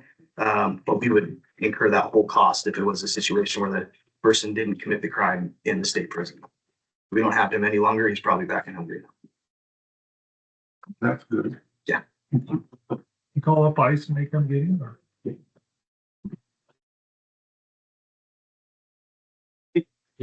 Too soon. Any other questions? We have some strict California rules on when and where we can actually do that. Yeah. Well, I was just curious on this, on why we was gonna have to pay more, but I'm glad you. I mean, everything's gone up with everybody. Every contract across the board goes up. So naturally, the inmate rate per day is going to go up. It's been the same for several years. So that's. So do you have to do any amendments to this contract before we pass it? No. Zero sum or? No, it only says what they're going to charge us. We now know that they're going to let us bill back the same amount, which that part wasn't in here. So it was only the part they were charging us that was in here. Okay, is this like the prison trial reimbursement, like a 3-month lag on the payments on this, or? Yeah, there's a lag. Well, I think when we have a safekeeper, they just zero it out. I don't think any transactions are actually made. They just know they're going to bill us, we're going to bill it back, and It's It just saves time. But then if you have somebody else send you a bill, and yes, it can be like, yes. good. Well, Captain Russell, I appreciate your presentation. With any luck, we'll have a real governor and we'll put these dangerous people where they belong and they won't be in your custody. That'd be much appreciated. That'd be nice. For a motion, Mr. Chairman? Yes, I am. I'll make a motion to approve the safety feature contract with the CDCR and authorize the CAO to execute the contract. Yeah, I have a motion by Ingram. I have a second. I'll second Okay, I have a second by Scanlon. Is there any public comment? Being there is none, I'll bring it up here for a vote. Those in favor? Aye. Opposed? So moved. Moving on to 8. Aaron? Yeah. I like it. Yeah. I haven't read it yet. I know. Go ahead. John McGarver, last County Sheriff, Warren. Thanks, John. It seems like a good program that the guys can fail out. It's like a couple of different times where they have to pass. Do you get reimbursed for that or what happens if they fail out? Well, if they fail out, they thank us for our money and we pay again the next time. So this is one of those things where, we talk about drug recognition expert, and I know that Captain Russell works some time on some of these things as well. This is so we can go out. We're doing saturation control, CHP grant. This is, to show that someone is under the influence at a higher level of expertise, under the influence while driving a motor vehicle, and can test for those items, conduct all the tests. They can do everything from take blood pressure to pulse rate to, and they put them through a standard set of evaluation tests. And that's what they're training these guys to do these things. Of my knowledge, fail rate's pretty low on that. So yes, they can fail out, but we're sending pretty qualified deputies, sheriffs to go do this. They're pretty smart. They're pretty with it. I'm confident in their abilities. I don't think that's going to be an issue. Okay. I just didn't want to be wasting our money and send somebody down there and then they flunk out. They have to redo it again because they didn't study or. Well, I would say if those things occurred, that we have ways of addressing that issue. Fair enough. That's all we're gonna make sure. That makes me. Anyone else? I'm sure you would be very happy. I was a certified DRE when I was a police officer, and I was an instructor in that program. And they make it a point that you have to have you can't just go by at 70%. You got people that are making opinions in court that, bring a guy to conviction and stuff. So it's a great program. It's very accurate. And when it's utilized, it's a great tool for law enforcement. I think it's really going to enhance our ability to enforce DUIs. Too bad I don't enforce them by 50 anymore, but No, but we have gotten some success with our saturation programs with this grant. We have gotten some drug induced arrests out of this, and this will just enhance this. it'd be a great tool. And I think it's an excellent opportunity for our county to get people in there. So it's money well invested. Money well invested.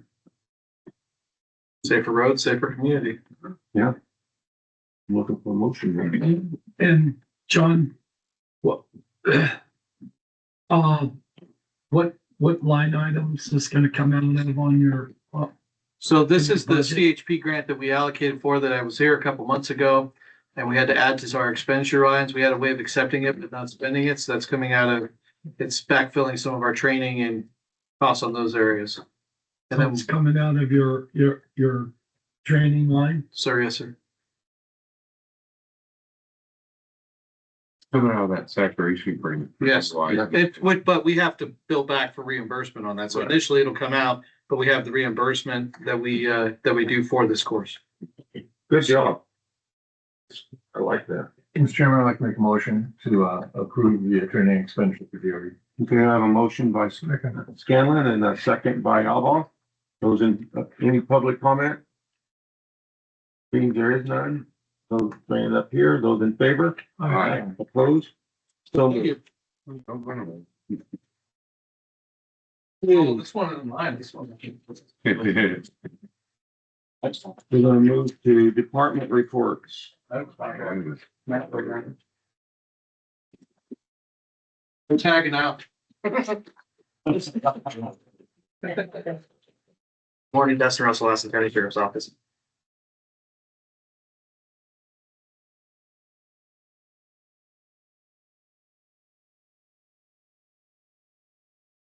Okay, so this is an amendment to the contract we already currently have with the California Forensic Medical Group, CFMG. Currently, so a MAP program is a medically assisted treatment program. And that is something, if somebody is already in that program and they come into our custody, they'll continue care. The new standard is going to be that we start care inside of the facility, moving forward with the CalAIM initiative that the state has pushed through that we will be going live with in July. And then also with our National Commission of Correctional Healthcare, the NCCHC accreditation that we've been able to maintain for the last 2 years, which was very difficult to get. We had a lot of people work really hard to get that accreditation in our jail. We were just accredited again this December for another year. The new standard will be that we have a MAP introduction plan, which means we have to do this in order to become accredited in the years moving forward. Also, the state mandate for CalAIM, it also says the same thing. We need to be doing these things. And what it is this, they're kind of recognizing that if people want help from opioid use disorder and alcohol, they don't often go seek it on their own without something happening. So where's a better place than jail? Because they're going to have that's going to be the time where they're going to get a wake up call. And if that wake up call is backed with a treatment program that they start on and they get released with to continue, that's the plan for this. And it's going to start in March. If it's agreed upon today, it'll begin in March. The medical group's already putting their pieces in place because they're going to need more staffing to be able to do this. So for March, April, May, June, so the last 4 months, it will be an additional $49,540 to our contract this year. Upon doing this board packet, I went through and looked at our jail medical line in our current budget, and there's plenty of room to absorb this cost due to low staffing that we've had in the jail, and we just haven't. I mean, we've been down in the 60s for the last 60s, 70s. Usually our population's up much closer to 100, so we've underspent on our current budget line, so we have money left in there to absorb this cost. Once again, another state mandate. Are we getting state funding to enforce this state mandate, or is this just coming out of the general fund to appease the state? So the CalAIM initiative came with money that comes by way through Medi-Cal. So moving forward, once we have CalAIM in place, we'll be able to build back services to Medi-Cal for people that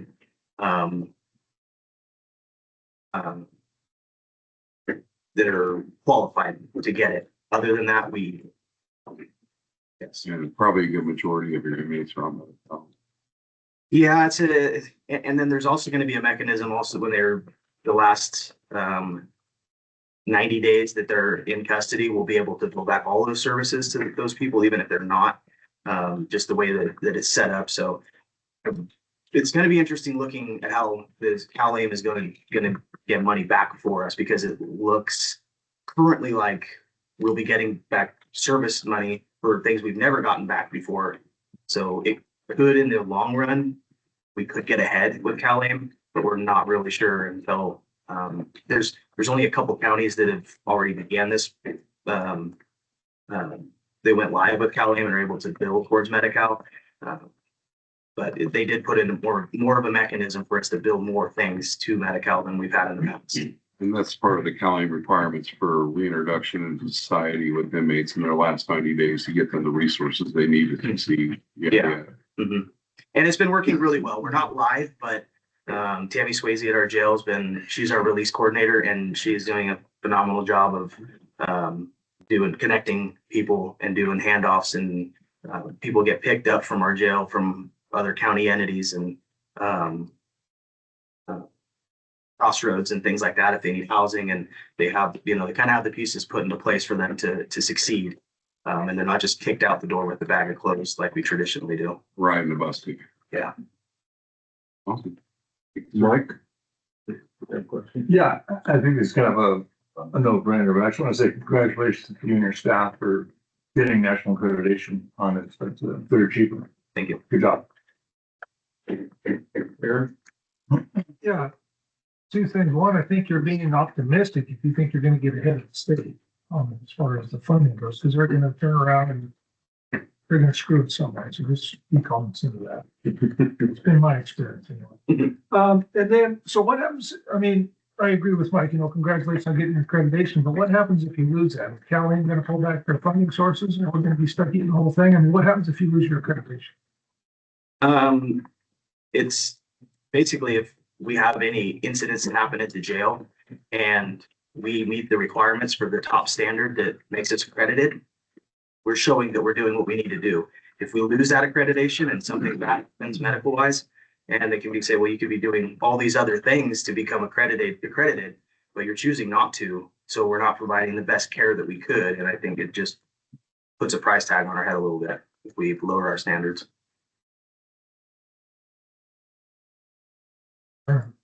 Any other questions? I want to congratulate you on the accreditation too. That's a lot of work and a lot of focus, so thank you. Is there any questions from the public? Bring it back here to I'll make a a motion. motion. I'll make a motion to approve the amendment, authorize the CAO to execute the contract amendment. We have a motion by Scanlon, Second. and a second by Ingram. Those in favor? Aye. Opposed? So moved. Okay, purchase of patrol vehicles. All right, so we're currently, fleet got depleted a little bit, and we're trying to catch up right now. This is part of that move to catch up our fleet with vehicles that are miling out and starting to fail. And so this is for the purchase of two 2026 Chevy Tahoe 4x4s. The cost of each vehicle is $62,840.07. And to upfit a vehicle, which basically means we put a front bumper on it, lights, sirens, a cage for the inmates, gun locks, radio equipment, everything that goes into a patrol vehicle. That current cost for the company to outfit it is $20,000, $938.80. So this total project is $167,557.74. There was funds in the CCP budget that we have $77,262 remaining in there. That was allocated for sheriff vehicle.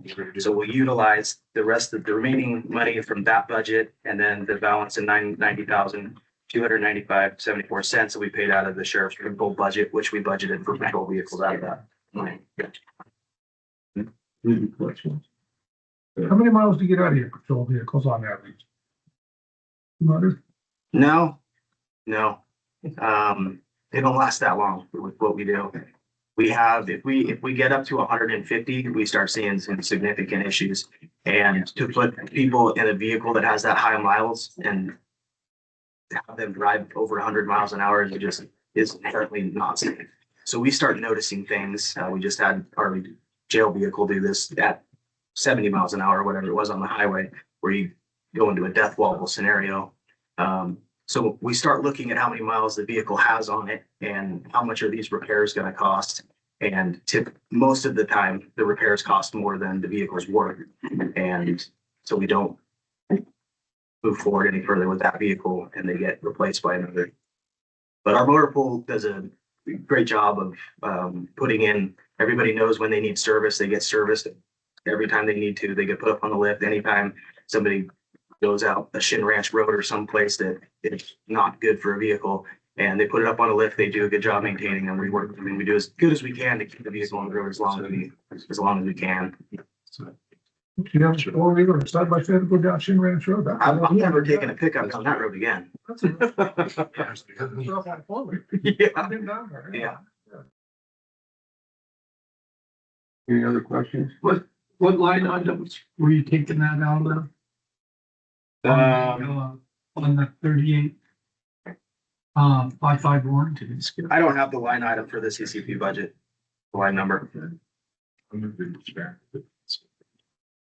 Those funds were placed in the a specialized departmental, fund, account line. I don't know if I can make this suggestion, but Maury will tell me if I can't. Have you guys ever thought about leasing your vehicles? Don't think you can modify that. No, I know, but I'm I don't think I'm wanting to plant a seed here. is what I'm wanting to do. They won't let you do those kind of modifications to a vehicle that you lease. Right.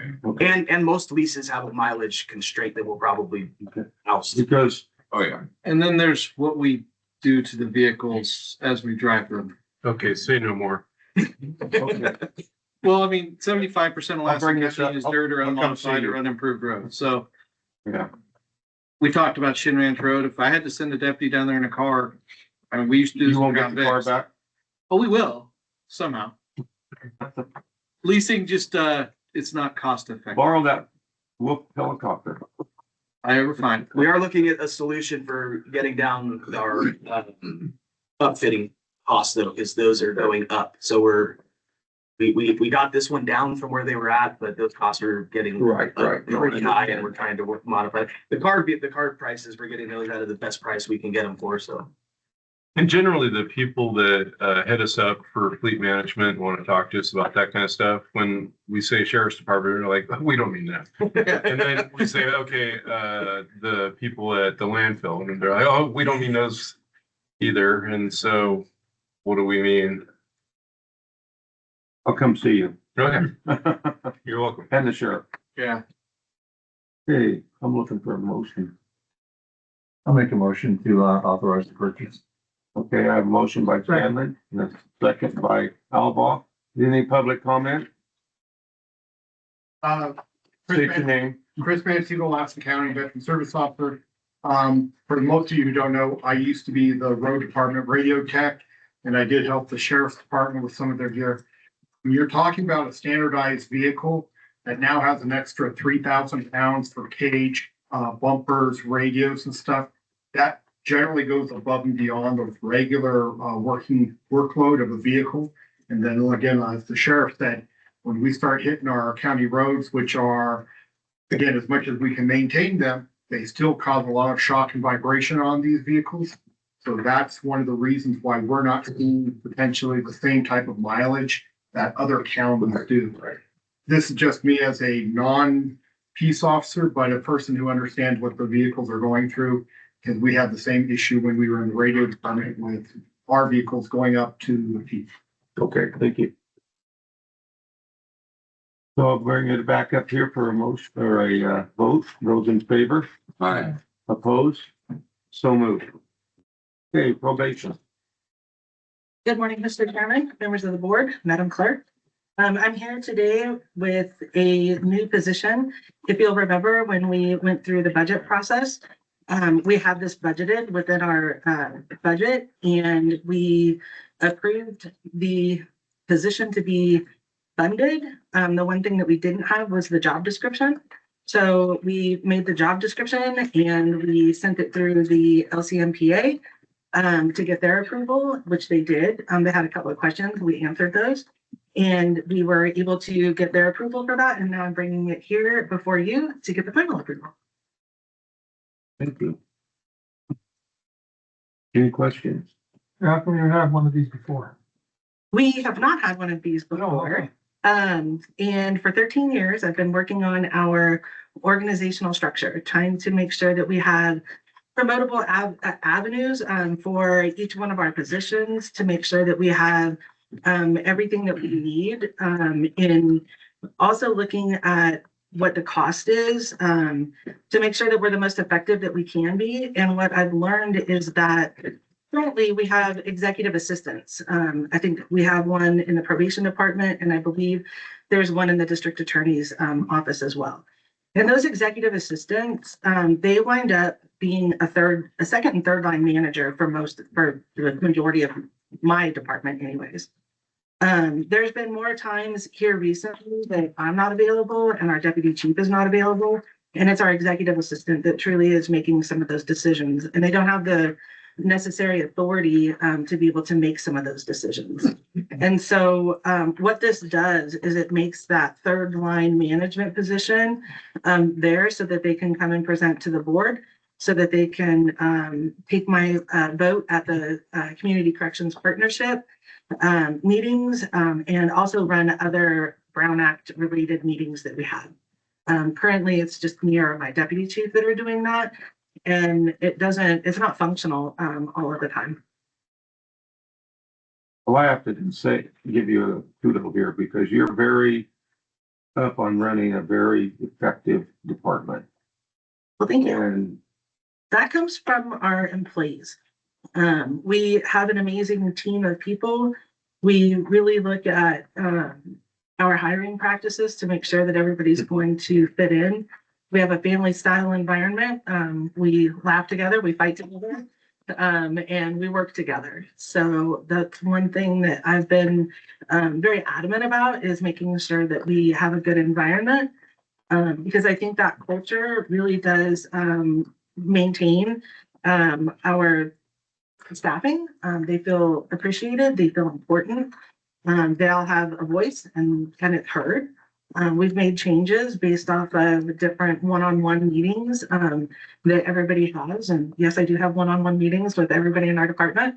It's been a while, but we're getting back on track. And one thing that I've really been proud of is that everybody says that they would do anything for their coworkers, and that it's their coworkers and the family style atmosphere that really keeps them at our department instead of going somewhere else. any questions for Jim? That's all right. Anyone? Okay. Do you have any, potential in-house qualified candidates? We do. We have in-house, and I believe that it will fly like any other normal position will, so that people internally can apply and people outside of our department can apply. I think that there's a really good candidate pool that's out there if somebody chooses to want to promote. Thank you. Go ahead. Okay. Any questions from the public? I'm looking for a motion then. Move to approve the job description for probation business manager. We have a motion by Albaugh, I'll second that. and I have a second by Scanlon. Those in favor? Opposed? Thank you. Thank you very much. I appreciate this. Public Works. Morning, board chairman, board members.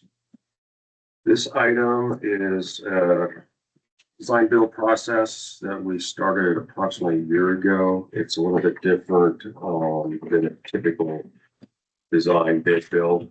This is for an upgrade of the HVAC system, heating cooling system at the adult detention facility. That facility was built in the 90s. The system needs to be updated right now. So the first part of this process, we'd already been to the board for the design of it. So we put out a RFP. We selected basically it's a partnership. It's a contractor, and they also partner with design professionals. So they came in and looked over the facility, listened to the department, the sheriff department, the concerns, got feedback from public works staff, what issues we saw as well. They came up with some solutions, and then we narrowed down the focus. We had a approximate budget for them to work under while they were doing that process. So they brought it to a 60% design phase. And at that point, we have two options. We can go forward with finishing the design and then going into constructing the project based on our budget we have in place.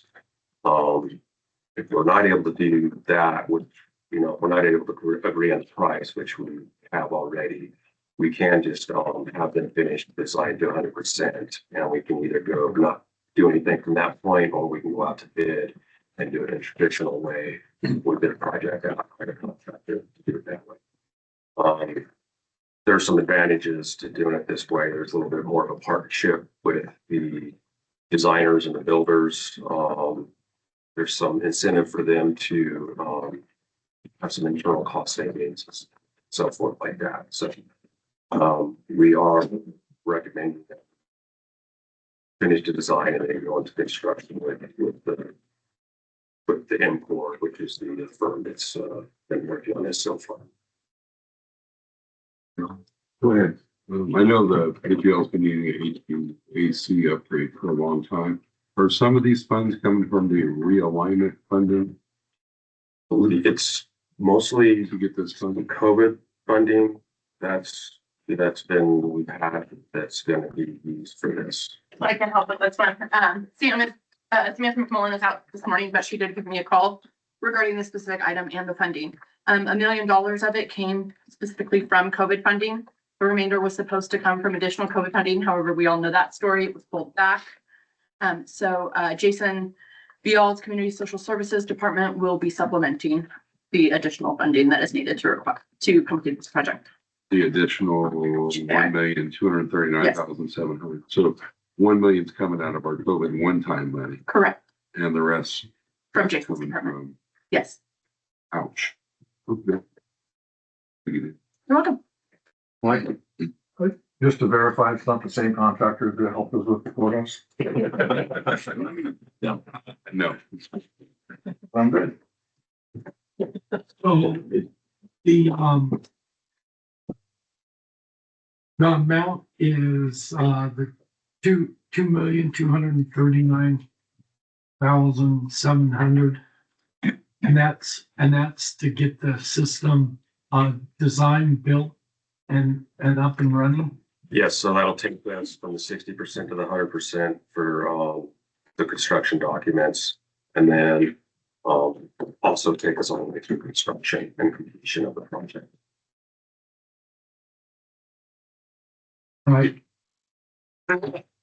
So in your line item, you have enough for the capital improvement, but is that going to wipe out the capital improvement, line on your budget then?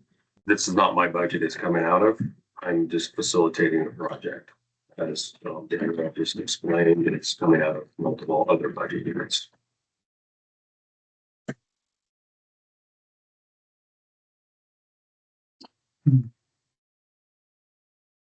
Aaron? Yeah, you don't think you'd be money ahead, Peter? I mean, this is a huge number. You don't think you'd be money ahead to put it out for bid and? Yeah, I don't know. I'm just asking. I mean, you're the expert in this way more than I am. That just seems like a huge number. You're gonna get a huge number either way. Really? It's a big project. I think it's 60,000 square feet of space in there. It's, it's commercial institutional facility. What it is, then. You build a new jail for 40 million. I mean, that's what you're up against. Yeah, just, wait, I don't know. Well, part of the problem, when they did the original ADF, I don't think they had enough money for what they were proposed to build, and so there was some cost cutting made there. And so you had a system that was probably not ideal, but that's what was affordable, I guess, at the time. That wasn't what was designed. So now we're here 30 years later, Yep. Well, another problem with having one person engineer everything and get it ready to build, you may not get other contractors even bid on it because this is how they drew it. That's one of the problems. And it hurts. This is a huge number, but we have to do it. Well, like I said, one of the advantages of this is you have the people that construct the systems work with the designer, and they're talking now versus you have the person design it and then you go to construct it and they're like, then you get all these changes like, oh, well, what you think about this once they're in the field? Everybody's been in the field and looked at the facility, knows what it is from the start. You don't have a contractor coming in and going, oh, well, you can't do it that way. We missed that. So then you're in the change orders. You shouldn't be in the change orders with this. This, what you guys said you're going to do it. That's your top number you have right there. So are you gonna have change orders in this contract then if we go this way? Ideally, no, you shouldn't unless there's something, it's all on them. They have more skin in the game in this process because it's a partnership with them. So if they start saying, well, like, no, that's your problem. You didn't talk with the designer or vice versa. So That's a good leverage for you. So there's, So can we put that in the contract anyway? Well, it says not to exceed already. yeah, this is it. This is what you're getting. Corey, you had your hand up. I just have a comment that is adjacent to what Pete is saying is like, okay, so we could, stop and send it out and have everybody talk about it. Meanwhile, the clock is ticking and things don't get less expensive. They just get more expensive. And so there's a temporal aspect about being stale at some point, depending on how long the RFP takes. But yeah, I support Pete and I support moving forward with this group. This cost here is the contract portion. The contractors have already gone out to their suppliers. They've already, all this pricing has already been done. This is what it's going to cost us to build. There's a finite time frame for that cost to be fixed, or otherwise, you let this idle for another month or so, you're probably looking at 5 to 10% just right there. Pete, I have to mention that seems like a lot of money, but I just put a small one in my house. And I have a small house and that was $24,000.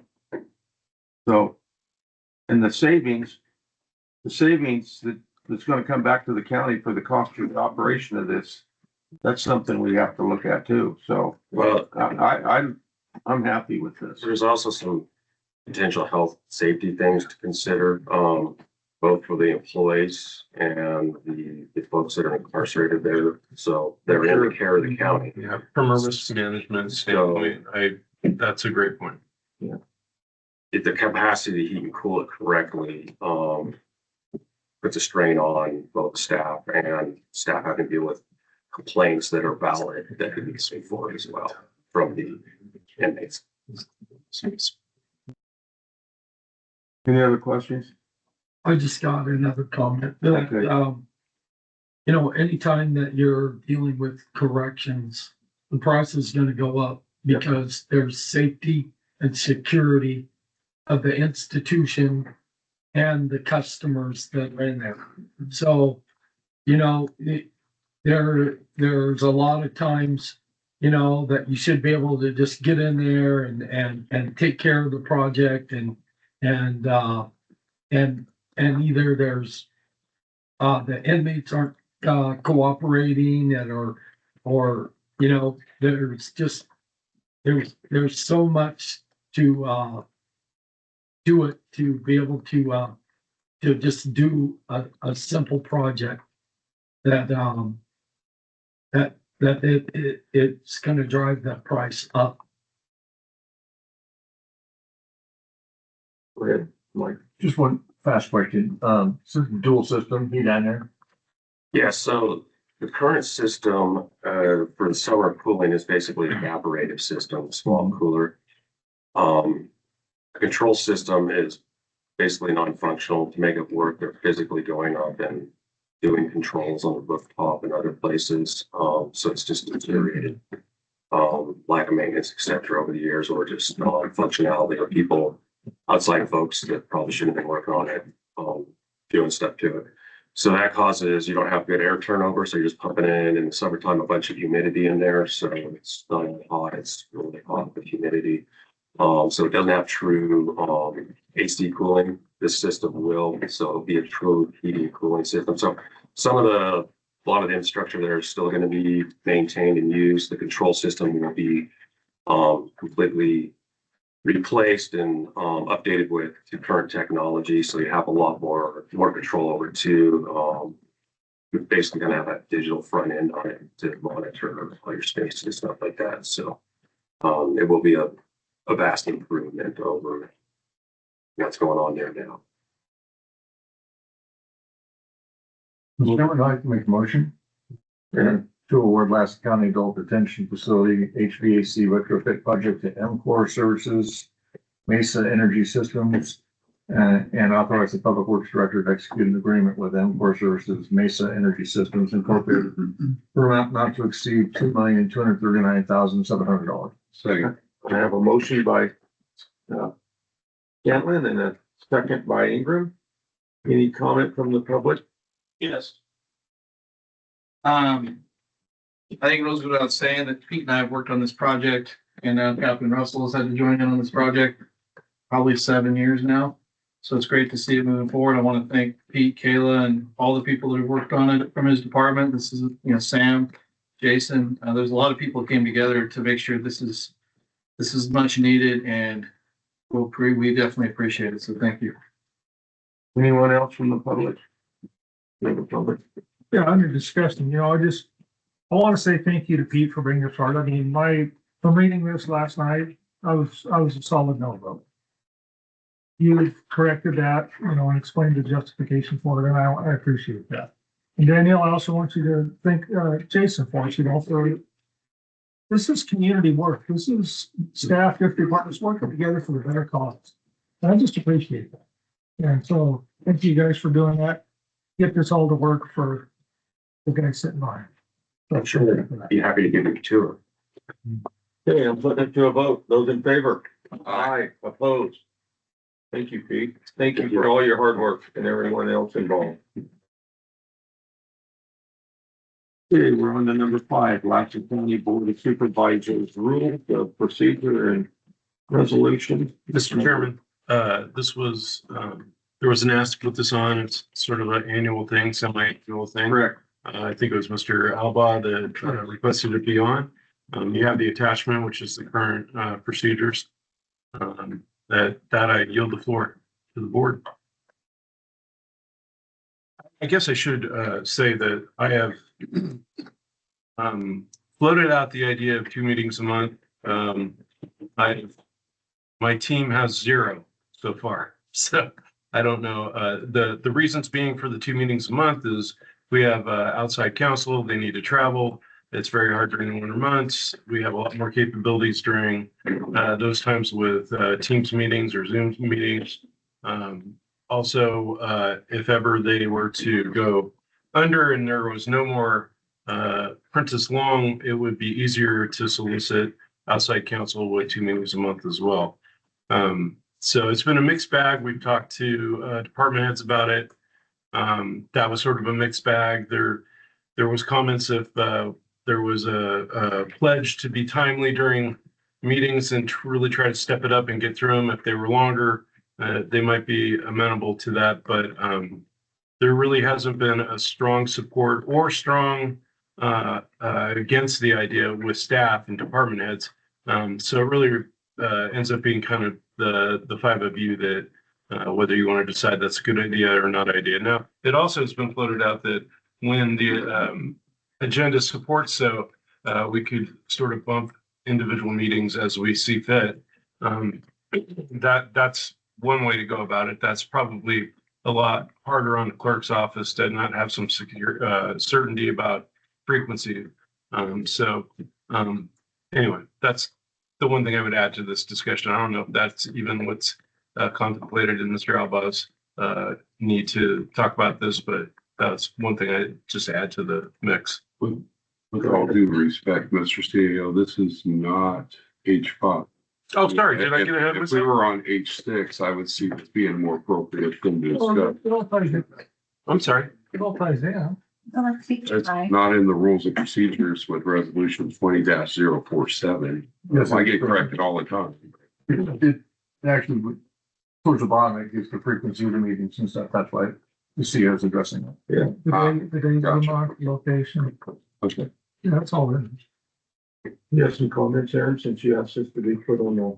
Yeah, I mean, I think this is just a good thing to review. It's a good thing to talk about. And also I have it on here because, if you want to choose our meeting dates, like Mr. Anderson said. I mean, I'm fine with going to 2 meetings a month.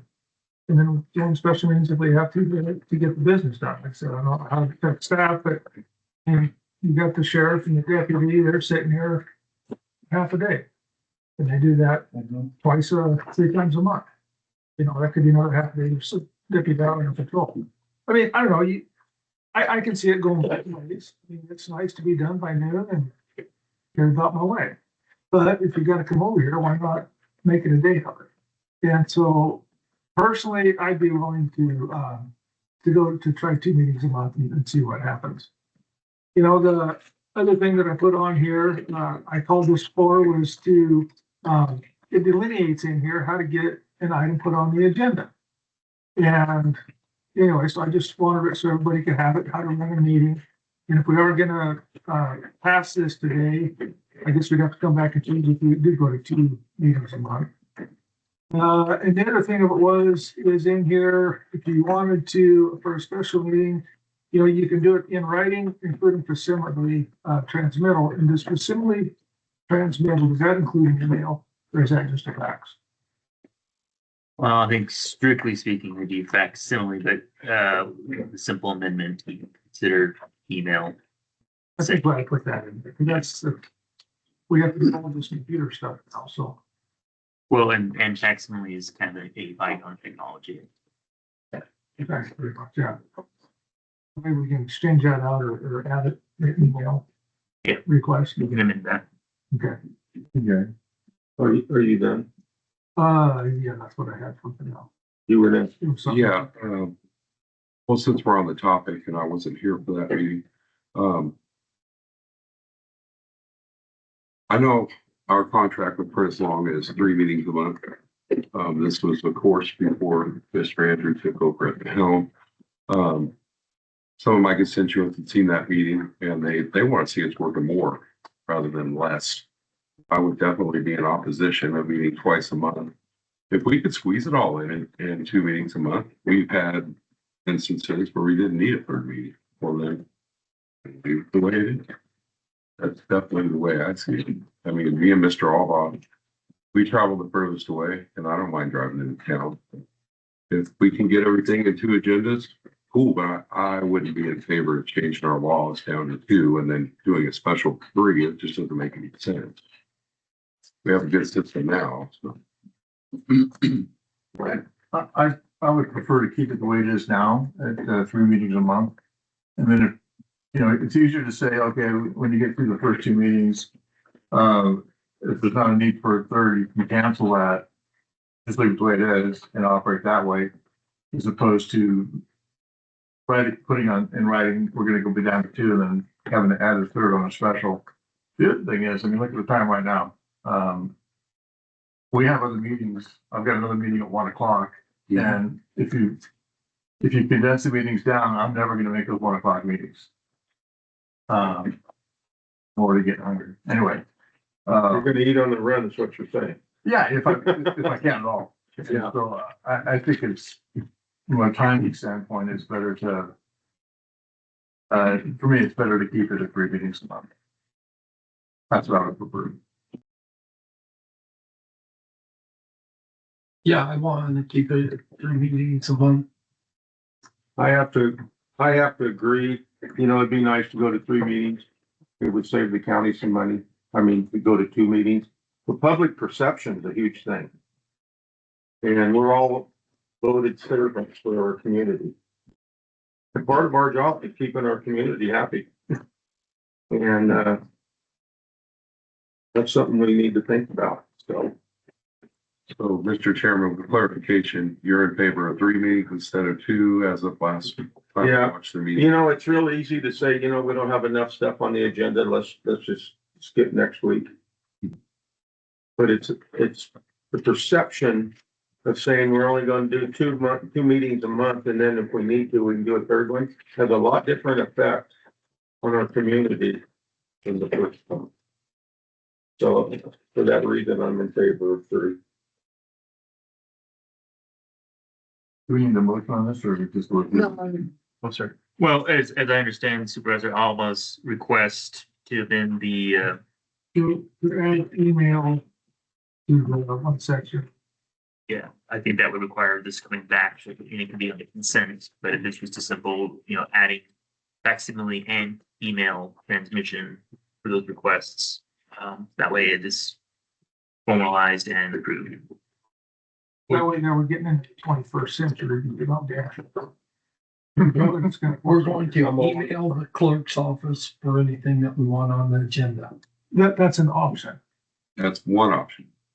If you have because right now it's just in writing or Excellent. similar. Or you can add email to that. Yeah. And then basically it's just for everybody to. So I think we have our direction. Yeah, Okay. so it'll come back on the next meeting.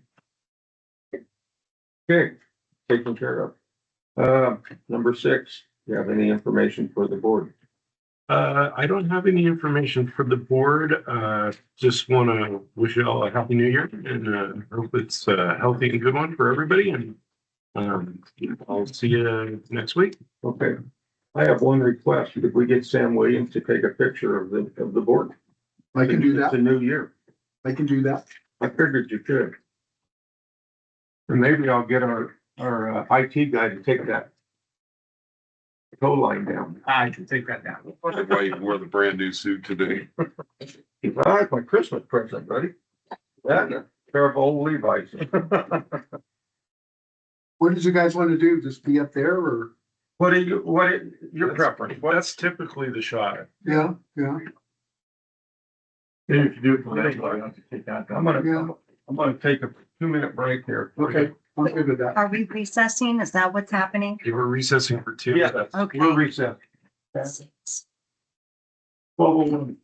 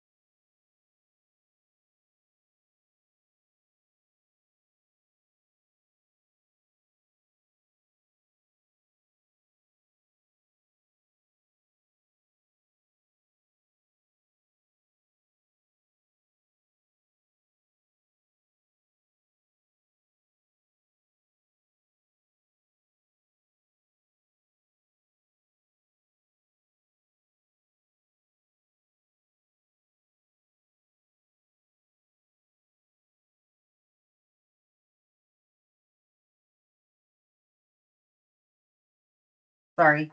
Okay, Oh. we're live. Hold on, is the camera on? No, we're not in Oh, closed session. okay. He's in. Okay, Announce. Okay. we're back in session and we're going to be going into closed session.